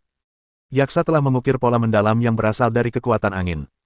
Sekeras apapun ia berusaha, Bailong tak mampu menyentuh Yaksa. Selama beberapa tahun terakhir, Bailong telah ditekan oleh Yaksa, yang membuatnya frustrasi luar biasa. Bahkan, ia hampir tidak ingin bertarung lagi. Bailong memiliki pola mendalam yang berasal dari niat bayangan. Pola ini memungkinkannya bersembunyi di balik bayangan, yang seharusnya memberinya keuntungan di tengah kegelapan turbulensi spasial. Sayangnya, lawannya terlalu cepat. Namun, kedua belah pihak tidak dapat saling melukai. Sialan. Aku tidak percaya tidak ada ahli alam raja tersembunyi lainnya di zona Huangyu. Mereka harus keluar dan berjuang demi umat manusia. Bailong mengumpat kesal. Sebagian besar ahli alam raja yang lebih kuat telah pergi ke zona Tianze untuk membantu, meninggalkan para ahli alam raja manusia untuk menjaga zona Huangyu. Ketika ras laut memisahkan sebagian pasukannya untuk menyerang zona Huangyu, para ahli alam raja manusia inilah yang bertugas mempertahankan garis pertahanan. Meski begitu, mereka tahu bahwa ada ahli alam raja tersembunyi lainnya yang sibuk berkultivasi dalam pengasingan di zona Huangyu. Para ahli ini semuanya adalah maniak kultivasi yang hanya menekuni kultivasi dan tidak peduli dengan dunia luar. Mereka jelas merupakan eksistensi kelas atas, bahkan mungkin ahli di ranah Raja Surgawi. Kalau saja satu saja dari mereka muncul, situasi ini pasti sudah teratasi sekarang, tetapi tidak ada satupun yang muncul. Sekelompok orang tua yang cuma tahu cara berkultivasi. Kalau zona Huangyu diduduki ras laut, orang-orang tak berguna ini mungkin akan pergi ke wilayah lain untuk berkultivasi. Memikirkan hal ini, hati Bai Long dipenuhi rasa tidak senang. Awalnya dia tidak ingin ikut berperang dengan ras laut, tetapi situasi memaksanya untuk melakukannya, dan dia merasa tidak berdaya. Hah! Pada saat ini, hembusan angin kencang tiba-tiba bertiup melewati tempat dia bersembunyi. Sebelum serangan Trisula yang mengerikan itu mencapai Bai Long, dia bisa merasakan kekuatan yang dikandungnya. Niat penetrasi. Ia mampu memusatkan seluruh kekuatan dalam tubuh ke satu titik dan melancarkan serangan luar biasa kuat yang tidak hanya melukai tubuh fisik target, tetapi juga jiwa mereka. Untungnya, niat bayangan Bai Long juga memiliki sifat defensif yang kuat, jadi dia tidak takut dengan niat penetrasi pihak lain. Wus! Wus! Trisula itu terus diayunkan, menyerang tubuh Bai Long dengan ganas, menciptakan banyak lubang di dalamnya. Namun, Bai Long dengan cepat menyatu dengan ruang di sekitarnya, dan tubuhnya langsung pulih. Adegan ini terulang berkali-kali selama pertarungan antara keduanya. Menjijikkan. Kapan ini akan berakhir? Seandainya aku punya menara surga, aku pasti sudah membunuh yaksa ini sejak lama. Kenapa harus berakhir di tangan seorang kultivator alam kondensasi pola? Sayang sekali. Wajah Bai Long penuh dengan ketidakpuasan. Dia adalah salah satu ahli kerajaan yang telah mengirim bawahan untuk mencoba merebut menara surga milik Yesuan. Meskipun pertunjukan kekuatan Yesuan yang dahsyat telah membuat mereka khawatir, begitu pula dengan kemungkinan adanya ahli maha kuasa di belakangnya, mereka masih diam-diam mendambakan menara surga. Kini setelah hampir 7 tahun berlalu, dan tidak ada pembalasan yang terjadi, kekhawatiran di hati mereka pun sirna secara signifikan. Ledakan, ledakan, ledakan. 8 ahli kerajaan terlibat dalam pertempuran yang sengit. Selain Huo Bodong dari Istana Dewa Api dan Bai Long dari Menara Bayangan, 2 ahli alam raja lainnya dari Tanah Suci Gerbang Ilahi adalah Jun Moyu dan Jun Feitian, yang merupakan kultivator pedang. Ki pedang yang tak tertandingi melesat ke angkasa, membuat seluruh dunia kehilangan warnanya. Salah satu tebasan pedang merobek angkasa dan menebas ke arah naga banjir, sementara yang lainnya menebas ke arah yaksa. Melihat ini, ekspresi naga banjir tiba-tiba berubah. Ia berubah menjadi tubuh naga banjirnya yang besar, dan gigi naganya yang tajam langsung menghancurkan ki pedang.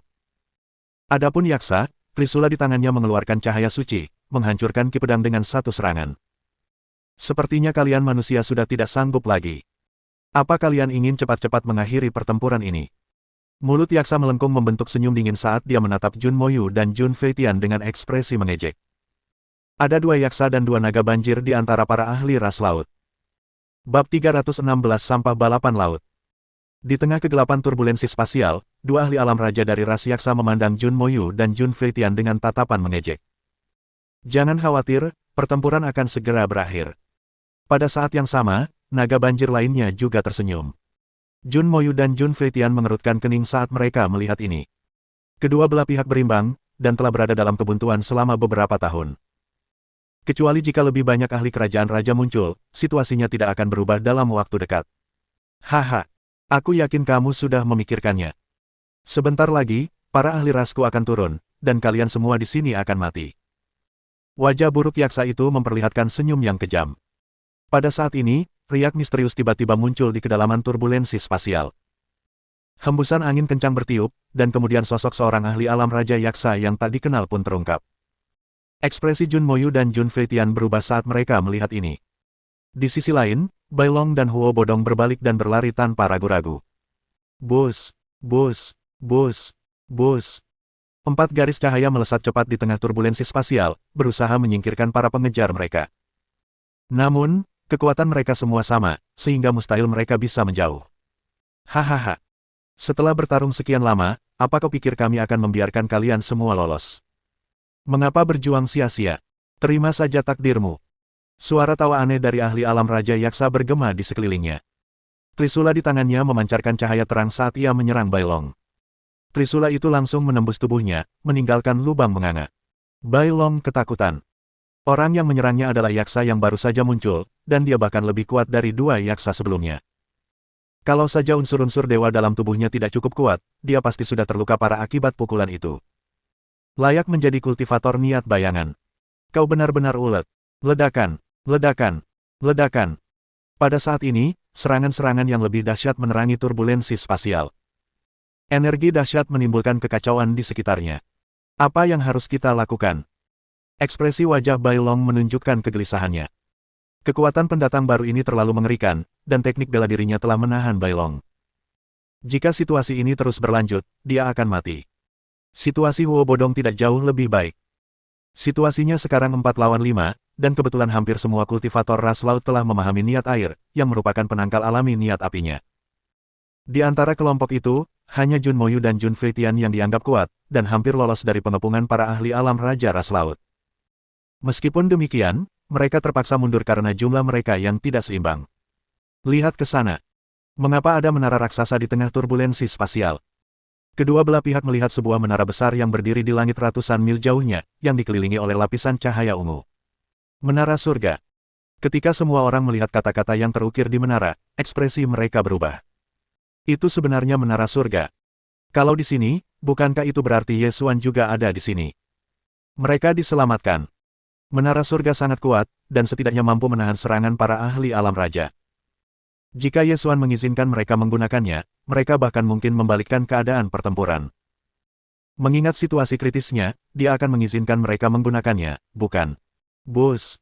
Sebelum semua orang sempat kembali sadar, ruang di atas menara beriak, dan sosok seorang pemuda muncul. Tatapan mata pemuda itu acuh tak acuh, dan dia memiliki sikap seperti orang yang memandang rendah dunia. Sampah ras laut, beraninya kau bertindak begitu kejam di wilayah ras manusia. Kau benar-benar tidak tahu apa yang baik untukmu. Siapa kamu? Seorang ahli alam Raja Yaksa, yang merupakan seorang kultivator alam Raja manusia tingkat menengah, memiliki tatapan serius di matanya. Dia telah menyelidiki tingkat kultivasi Yesuan, tetapi gagal mendeteksi sedikit pun fluktuasi dalam auranya. Hanya ada dua kemungkinan untuk situasi seperti itu. Kekuatan Yesuan terlalu mengerikan, atau teknik penyembunyian aura yang ia kembangkan terlalu tinggi. Namun, tak peduli apapun, orang yang muncul begitu berani di tengah pertarungan antara 9 petarung alam raja, jelas bukan orang biasa. Bab 317 Pembunuh Seketika. Orang yang akan menghancurkanmu, jawab Yesuan acuh tak acuh. Dia tidak terganggu dengan fakta bahwa ada 5 ahli alam raja di pihak lawan, yang mana ada 3 ahli alam raja manusia tingkat menengah dan 2 ahli alam raja manusia tingkat awal. Mendengar ini, mata gelap di wajah buruk yaksa itu berkedip sedikit, dan ekspresinya berubah sangat serius. Intuisinya mengatakan bahwa Yesuan berbahaya. Jika dia bertindak impulsif, kemungkinan besar mereka akan menerima kutukan abadi. Ayo pergi. Pakar alam Raja Yaksa yang baru saja muncul memberi isyarat kepada yang lain untuk mundur. Para ahli alam Raja Ras Laut lainnya juga cukup waspada terhadap Yesuan, jadi mereka memilih opsi yang aman dan langsung menyetujui gagasan Raja Yaksa. Terlepas dari kekuatan Yesuan, menara itu sendiri sudah cukup untuk menempatkan mereka dalam situasi yang merepotkan. Hehe, apa aku bilang kamu boleh pergi? Beberapa saat kemudian, Yesuan mengulurkan tangannya dan mengarahkan jarinya ke arah mereka. Niat spasialnya yang kuat menyapu, langsung memenjarakan mereka semua. Pada saat itu, ekspresi para ahli ras laut berubah. Mereka merasakan kekuatan tak terlihat yang membatasi gerakan mereka. Sekuat apapun kekuatan yang mereka curahkan, mereka tak mampu melepaskannya. Itu adalah penjara spasial. Lebih jauh lagi, orang ini tidak menggunakan harta karun untuk memenjarakan mereka, tetapi hanya niat spasialnya. Bagaimana mungkin? Bagaimana mungkin ada manusia jenius sehebat itu di zona Huangyu? Mengapa mereka belum pernah mendengar tentang orang ini sebelumnya? Akan tetapi, pertanyaan mereka ditakdirkan untuk tidak terjawab. Kekuatan tak kasat mata itu mulai menyempit, bahkan cahaya pun tersedot ke kedalaman yang tampak seperti jurang. Tubuh para ahli ras laut dikompresi dengan kecepatan yang terlihat oleh mata telanjang. Bagaimana ini mungkin? Niat spasial dan niat kekuatan. Dia tidak hanya memahami keduanya, tetapi dia juga menggabungkannya. Sialan. Orang ini akan jadi ancaman bagi seluruh ras kita. Tidak ada cara untuk menyampaikan beritanya juga. Kemudian, dentuman-dentuman. Di bawah kekuatan gabungan dari dua niat tertinggi, tubuh dan jiwa dari kelima ahli ras laut itu seketika berubah menjadi debu dan lenyap sepenuhnya dari dunia. Suasana seketika hening. Bahkan terdengar suara jarum jatuh. Jun Moyu dan yang lainnya tercengang. Mata mereka dipenuhi keterkejutan yang luar biasa. Begitu kuat. Siapa orang ini? Tunggu sebentar. Tuan Menara Surga itu Yesuan, kan? Bukankah dia seharusnya menjadi seorang kultivator alam kondensasi pola? Bagaimana dia bisa membunuh 5 ahli alam raja tanpa kesulitan? Di pojok, Bailong gemetar. Hatinya dipenuhi ketakutan. Lagi pula, dia salah satu dari mereka yang berencana merebut Menara Surga. Jika orang ini benar-benar Yesuan, atau pakar maha kuasa di balik Yesuan, maka dia dalam masalah. Tidak. Tidak mungkin Ye Xuan. Tolong jangan biarkan itu Ye Xuan. Bai Long berdoa dalam hati kepada setiap dewa yang pernah didengarnya. Saya tidak akan pernah melupakan bantuan Anda, rekan Daois, bagaimana saya harus menyapa Anda. Jun Feitian adalah orang pertama yang tersadar dari keterkejutannya. Ia membungkuk kepada Ye Xuan dengan rasa terima kasih di matanya. Kekuatan yang ditunjukkan Ye Xuan barusan terlalu mengerikan. Jun Feitian bahkan menduga bahwa dia telah mencapai alam Raja Surgawi. Untungnya, orang ini adalah seorang ahli manusia, jika tidak, zona Huangyu akan berada dalam masalah. Saya Ye Xuan. Ye Xuan memandang Jun Feitian. Ye kamu Xuan. Ketika Bai Long mendengar ini, dia benar-benar tercengang, seolah-olah tersambar petir. Benar-benar seperti yang ditakutkannya. Bagaimana kekuatan Ye Xuan bisa begitu mengerikan? Kelihatannya, semua orang telah tertipu oleh Ye Xuan. Siapapun yang bisa membunuh 5 ahli alam raja dalam hitungan detik pasti bisa membunuh semua bawahan alam kondensasi pola yang dikirim semua orang. Dia bisa dengan mudah membunuh 5 penguasa suku laut dalam hitungan detik, jadi apalagi yang dia butuhkan. Akan tetapi, jika Ye Xuan tahu apa yang telah dilakukannya sebelumnya, bukankah itu pertanda kehancurannya? Meski sangat gugup, Bai Long tetap berpura-pura tenang. Sehebat apapun kekuatan Ye Xuan, mustahil untuk mengetahui siapa yang mengirim para kultivator alam kondensasi pola itu. Selama para pelaku tidak saling mengadu, tidak akan ada yang tahu. Bai Long, kita harus menyelesaikan masalah ini di antara kita, kata Ye Xuan dengan acuh tak acuh. Ah, apa maksudmu? Rekan Daois Ye Xuan, apa yang sedang kamu lakukan? Bab 318 Selamat tinggal Bai Long. Baiklah, kau tak perlu berpura-pura. Apa kau benar-benar berpikir aku tidak tahu apa yang telah kau lakukan? Ye Xuan menyela Bai Long. Ekspresi Bai Long berubah drastis. Ketika Jun Moyu dan yang lainnya melihat ini, mereka saling memandang dengan penuh tanya. Apakah kamu akan mengakhiri hidupmu sendiri, atau kamu ingin aku yang melakukannya? Ye Xuan bertanya. Begitu dia selesai berbicara, ekspresi Jun Moyu dan yang lainnya berubah. Ye Xuan ingin membunuh Bai Long. Rekan Daois Ye Xuan, apakah ada kesalahpahaman di antara kita? Meskipun Bai Long ketakutan, dia tetap berusaha tetap tenang. Apakah kau benar-benar berpikir aku tidak tahu bahwa kaulah yang mengirim kultivator dari aula dewa tersembunyi itu? Nada bicara Ye Xuan berubah semakin menyeramkan. Mendengar ini, Bai Long terhuyung, tetapi kemudian dia cepat mengambil keputusan. Dalam sekejap, ia melepaskan niat bayangannya dan mencoba menyatu dengan kegelapan dalam turbulensi spasial untuk melarikan diri. Namun, tiba-tiba ia menyadari bahwa ia tidak bisa bergerak. Aku tidak menyangka menara surgaku begitu menggoda. Bahkan ahli alam raja sepertimu pun mencoba merebutnya. Sayang sekali. Kau telah memprovokasi seseorang yang seharusnya tidak kau lakukan. Ye Xuan mengulurkan tangannya dan membuat gerakan mengetuk. Seberkas cahaya yang mengandung kekuatan penghancur yang mengerikan tiba-tiba meledak, langsung menenggelamkan sosok bayangan Bai Long. Puff! Turbulensi spasial tiba-tiba bergetar, dan sosok Bai Long muncul. Namun, wajah Bai Long sangat pucat saat ini. Darah merembes keluar dari sudut mulutnya. Meridian di tubuhnya telah lama dihancurkan oleh niat menghancurkan Ye Xuan. Pada saat ini, kekuatan niat spasialnya turun dan menyelimuti Bai Long. Adegan sebelumnya terulang kembali, dan tubuh Bai Long mulai runtuh dengan sendirinya. Hati Bai Long dipenuhi ketakutan. Ia kini memahami kengerian yang dirasakan para ahli ras laut. Ye Xuan, jangan bunuh aku. Aku salah satu ahli alam raja umat manusia. Kau tidak bisa membunuhku. Kita sedang berperang sekarang, dan hasil pertempuran ini bergantung pada kita, para ahli alam raja. Tanpa aku, umat manusia akan menghadapi bahaya besar. Sepertinya kau juga tahu kita sama-sama manusia, tapi kau masih saja menginginkan menara surgaku. Jika aku tidak cukup kuat, kau akan mengambilnya dan merenggut nyawaku. Bibir Ye Xuan melengkung membentuk senyum dingin. Rekan-rekan Taois, kita sudah saling kenal selama puluhan tahun. Kalian tidak bisa meninggalkanku begitu saja. Aku sudah berkorban begitu banyak untuk umat manusia. Kau tidak bisa membiarkan dia melakukan ini padaku. Ye Xuan, jika kau benar-benar menyerangku, kau akan menjadikan seluruh umat manusia musuh. Jun Moyu, apa yang masih kau tunggu? Hubungi penguasa Tanah Suci Gerbang Ilahi. Bai Long putus asa berteriak meminta pertolongan dari Jun Moyu dan yang lainnya. Jun Moyu dan yang lainnya ragu-ragu saat melihat ini. Bai Long memang aset tempur yang sangat diperlukan dalam perang ini. Namun, kekuatan Ye Xuan terlalu mengerikan. Mereka ingin menengahi, tetapi tidak memiliki kekuatan. Terlebih lagi, semua ini salah Bai Long karena terlalu serakah.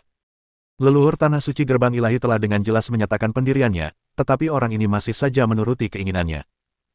Namun, apapun yang terjadi, seorang ahli kerajaan raja tambahan dapat dengan mudah menentukan keseimbangan perang antara dua ras. Rekan Daois Yesuan, kenapa kau tidak? Jun Feitian membungkuk pada Yesuan dengan hormat dan hendak memohon belas kasihan untuk Bailong. Yesuan menatapnya dan menyela Jun Feitian. Demi Jun Xuantian, aku tidak akan mempermasalahkan ini. Tapi ini seharusnya tidak terjadi lagi. Ekspresi Jun Feitian berubah saat mendengar ini, dan dia langsung menyerah membujuk Yesuan. Tidak ada alasan lain selain fakta bahwa Jun Xuantian yang disebutkan Yesuan adalah leluhur Jun Lingtian, ahli alam raja surgawi yang telah membela Yesuan. Tidak, Yesuan, kau tidak bisa membunuhku. Tanpa aku, manusia akan dirugikan dalam perang. Bailong panik. Bahkan Jun Feitian pun tak mampu membujuk Yesuan. Jadilah orang baik di kehidupan selanjutnya. Orang serakah tidak pernah punya akhir yang baik. Begitu dia selesai berbicara, Yesuan mengepalkan tinjunya, dan Bailong berubah menjadi debu dengan wajah penuh keengganan dan kebencian. Agak jauh dari situ, Huo Bodong yang menyaksikan kejadian ini tengah bersyukur kepada bintang keberuntungannya. Ya Tuhan, untung saja aku tidak bertindak impulsif saat itu, kalau tidak, kemungkinan besar akulah orang berikutnya yang akan dipotong. Baiklah, lakukan apa yang perlu kau lakukan. Sebentar lagi, lebih banyak ahli alam Raja Laut akan datang ke zona Huangyu. Yesuan mengeluarkan peringatan kepada Jun Moyu dan yang lainnya. Meskipun ada banyak manusia di benua Tianyuan, mereka masih jauh lebih rendah dibandingkan dengan anggota ras laut yang tak terhitung jumlahnya. Tentu saja, ras laut hanyalah istilah umum. Faktanya, ras laut terdiri dari suku-suku yang tak terhitung jumlahnya, dan tingkat persatuan mereka jauh lebih rendah daripada ras manusia. Kalau tidak, dengan kekuatan mengerikan yang dimiliki ras laut, mereka pasti sudah lama menaklukkan wilayah kekuasaan ras manusia. Kekuatan karma memungkinkan Yesuan meramalkan bahwa, dalam waktu kurang dari 2 tahun, banyak ahli dari ras laut akan memasuki benua Tianyuan dan menyerang umat manusia. Terima kasih telah memberitahu kami, rekan Daois Yesuan. Dan terima kasih juga karena telah menyelamatkan kami. Kami tidak akan pernah melupakan jasamu yang telah menyelamatkan nyawa kami, dan pasti akan membalas budimu di masa depan. Ketiganya membungkuk pada Yesuan dengan rasa terima kasih. Bab 319 Formasi Roh Segudang. Meskipun kematian Bailong sangat disayangkan, itu adalah kesalahannya sendiri. Terlebih lagi, jika dibandingkan dengan keduanya, nilai dan potensi Yesuan tidak diragukan lagi lebih tinggi. Yesuan mengangguk tanpa berkata apa-apa. Lalu, sosoknya menghilang. Bahkan dari jarak sedekat itu, Jun Moyu dan yang lainnya sama sekali tidak menyadari kepergian Yesuan. Kamu benar-benar linglung. Kamu hampir membuat kesalahan besar. Setelah Yesuan pergi, Jun Moyu memandang Jun Feitian dengan tidak senang. Aku tahu. Ini salahku karena tidak melihat gambaran yang lebih besar, Jun Feitian mendesah. Dia merasa bahwa kehilangan Bailong akan menjadi kehilangan besar bagi umat manusia. Untungnya, leluhur itu cukup bijak untuk mengenali potensi dan kekuatan Yesuan. Tetap saja, aku penasaran seberapa kuat dia sebenarnya. Niat spasialnya setidaknya sudah mencapai tingkat keempat. Ini akan menimbulkan sensasi jika beritanya tersebar. Bahkan di antara para ahli alam raja terkuat yang Jun Moyu kenal, jumlah mereka yang memiliki intensi tertinggi dapat dihitung dengan jari. Terlebih lagi, kebanyakan dari mereka baru memahami intensi tertinggi mereka setelah mencapai alam kondensasi pola, yang berarti mereka tidak dapat lagi mengukir pola mendalam berdasarkan intensi tertinggi tersebut ke dalam tubuh mereka. Oleh karena itu, niat spasial Yesuan sungguh mengejutkan. Pertanyaannya adalah apakah ia memahaminya selama atau setelah alam kondensasi pola, dan apa tingkat sebenarnya itu. Mungkinkah itu telah mencapai tingkat ke-6? Mereka tidak tahu, tetapi kemungkinan Yesuan telah mengukir pola mendalam yang berasal dari niat tertinggi saja sudah cukup untuk membuat mereka merinding. Ayo pergi. Perang masih berlangsung, dan kita tidak bisa bersantai. Jun Moyu melirik sebentar ke arah menara surga yang masih mengambang dalam turbulensi spasial, lalu dia dan Jun Feitian berubah menjadi seberkas cahaya dan menghilang. Mengenai apakah Yesuan telah kembali ke menara surga, atau bepergian ke tempat lain, mereka tidak yakin. Saat ini, di tengah turbulensi spasial di zona Huangyu, pertarungan antar ahli ranah raja sedang berlangsung. Selain para maniak kultivasi ranah raja yang mengabaikan situasi, semua ahli ranah raja lainnya telah dimobilisasi dan bertarung.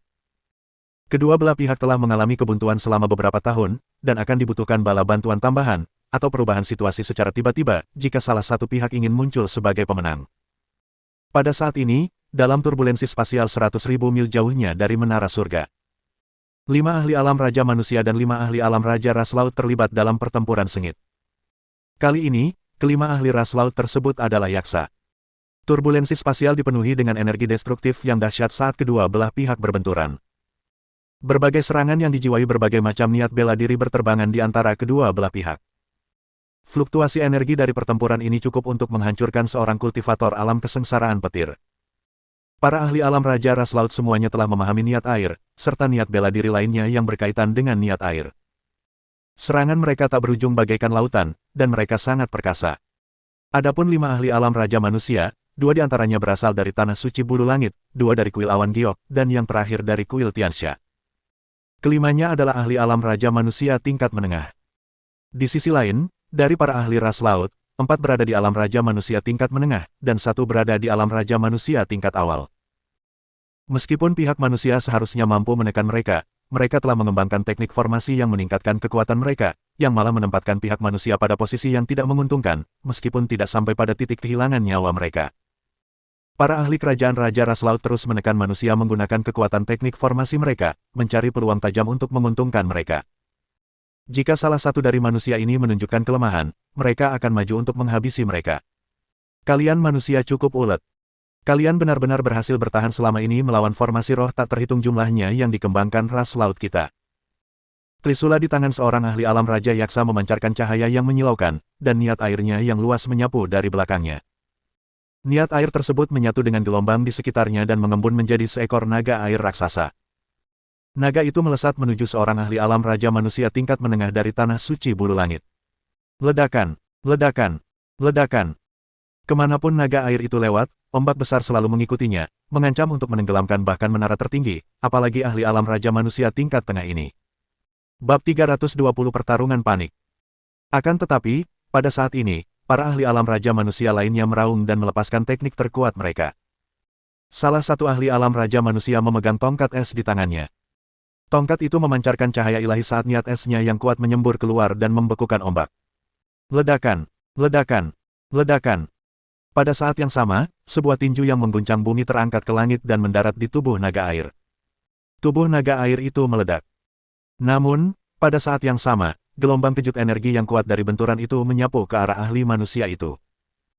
Beberapa saat kemudian, ahli manusia lainnya melambaikan tangannya, dan memadatkan penghalang energi kuat yang melindungi ahli manusia tersebut dari gelombang kejut. Hah! Pakar manusia itu menarik napas dalam-dalam, tetapi dia tidak berani bersantai. Situasi serupa telah terjadi berkali-kali, dan tiap kali mereka muncul babak belur, tetapi tanpa cedera. Keke! Manusia, berhentilah meronta. Jika kalian menyerah sekarang, kami berjanji akan membiarkan kalian hidup sebagai tawanan di antara kami. Namun, jika kalian menunggu sampai ahli alam raja kami yang lain tiba, yang menanti kalian hanyalah kematian. Wilayah pesisir zona Huangyu sudah kami taklukkan. Kenapa kalian masih harus berjuang? Dalam waktu kurang dari 10 tahun, semua wilayahmu akan menjadi milik ras laut.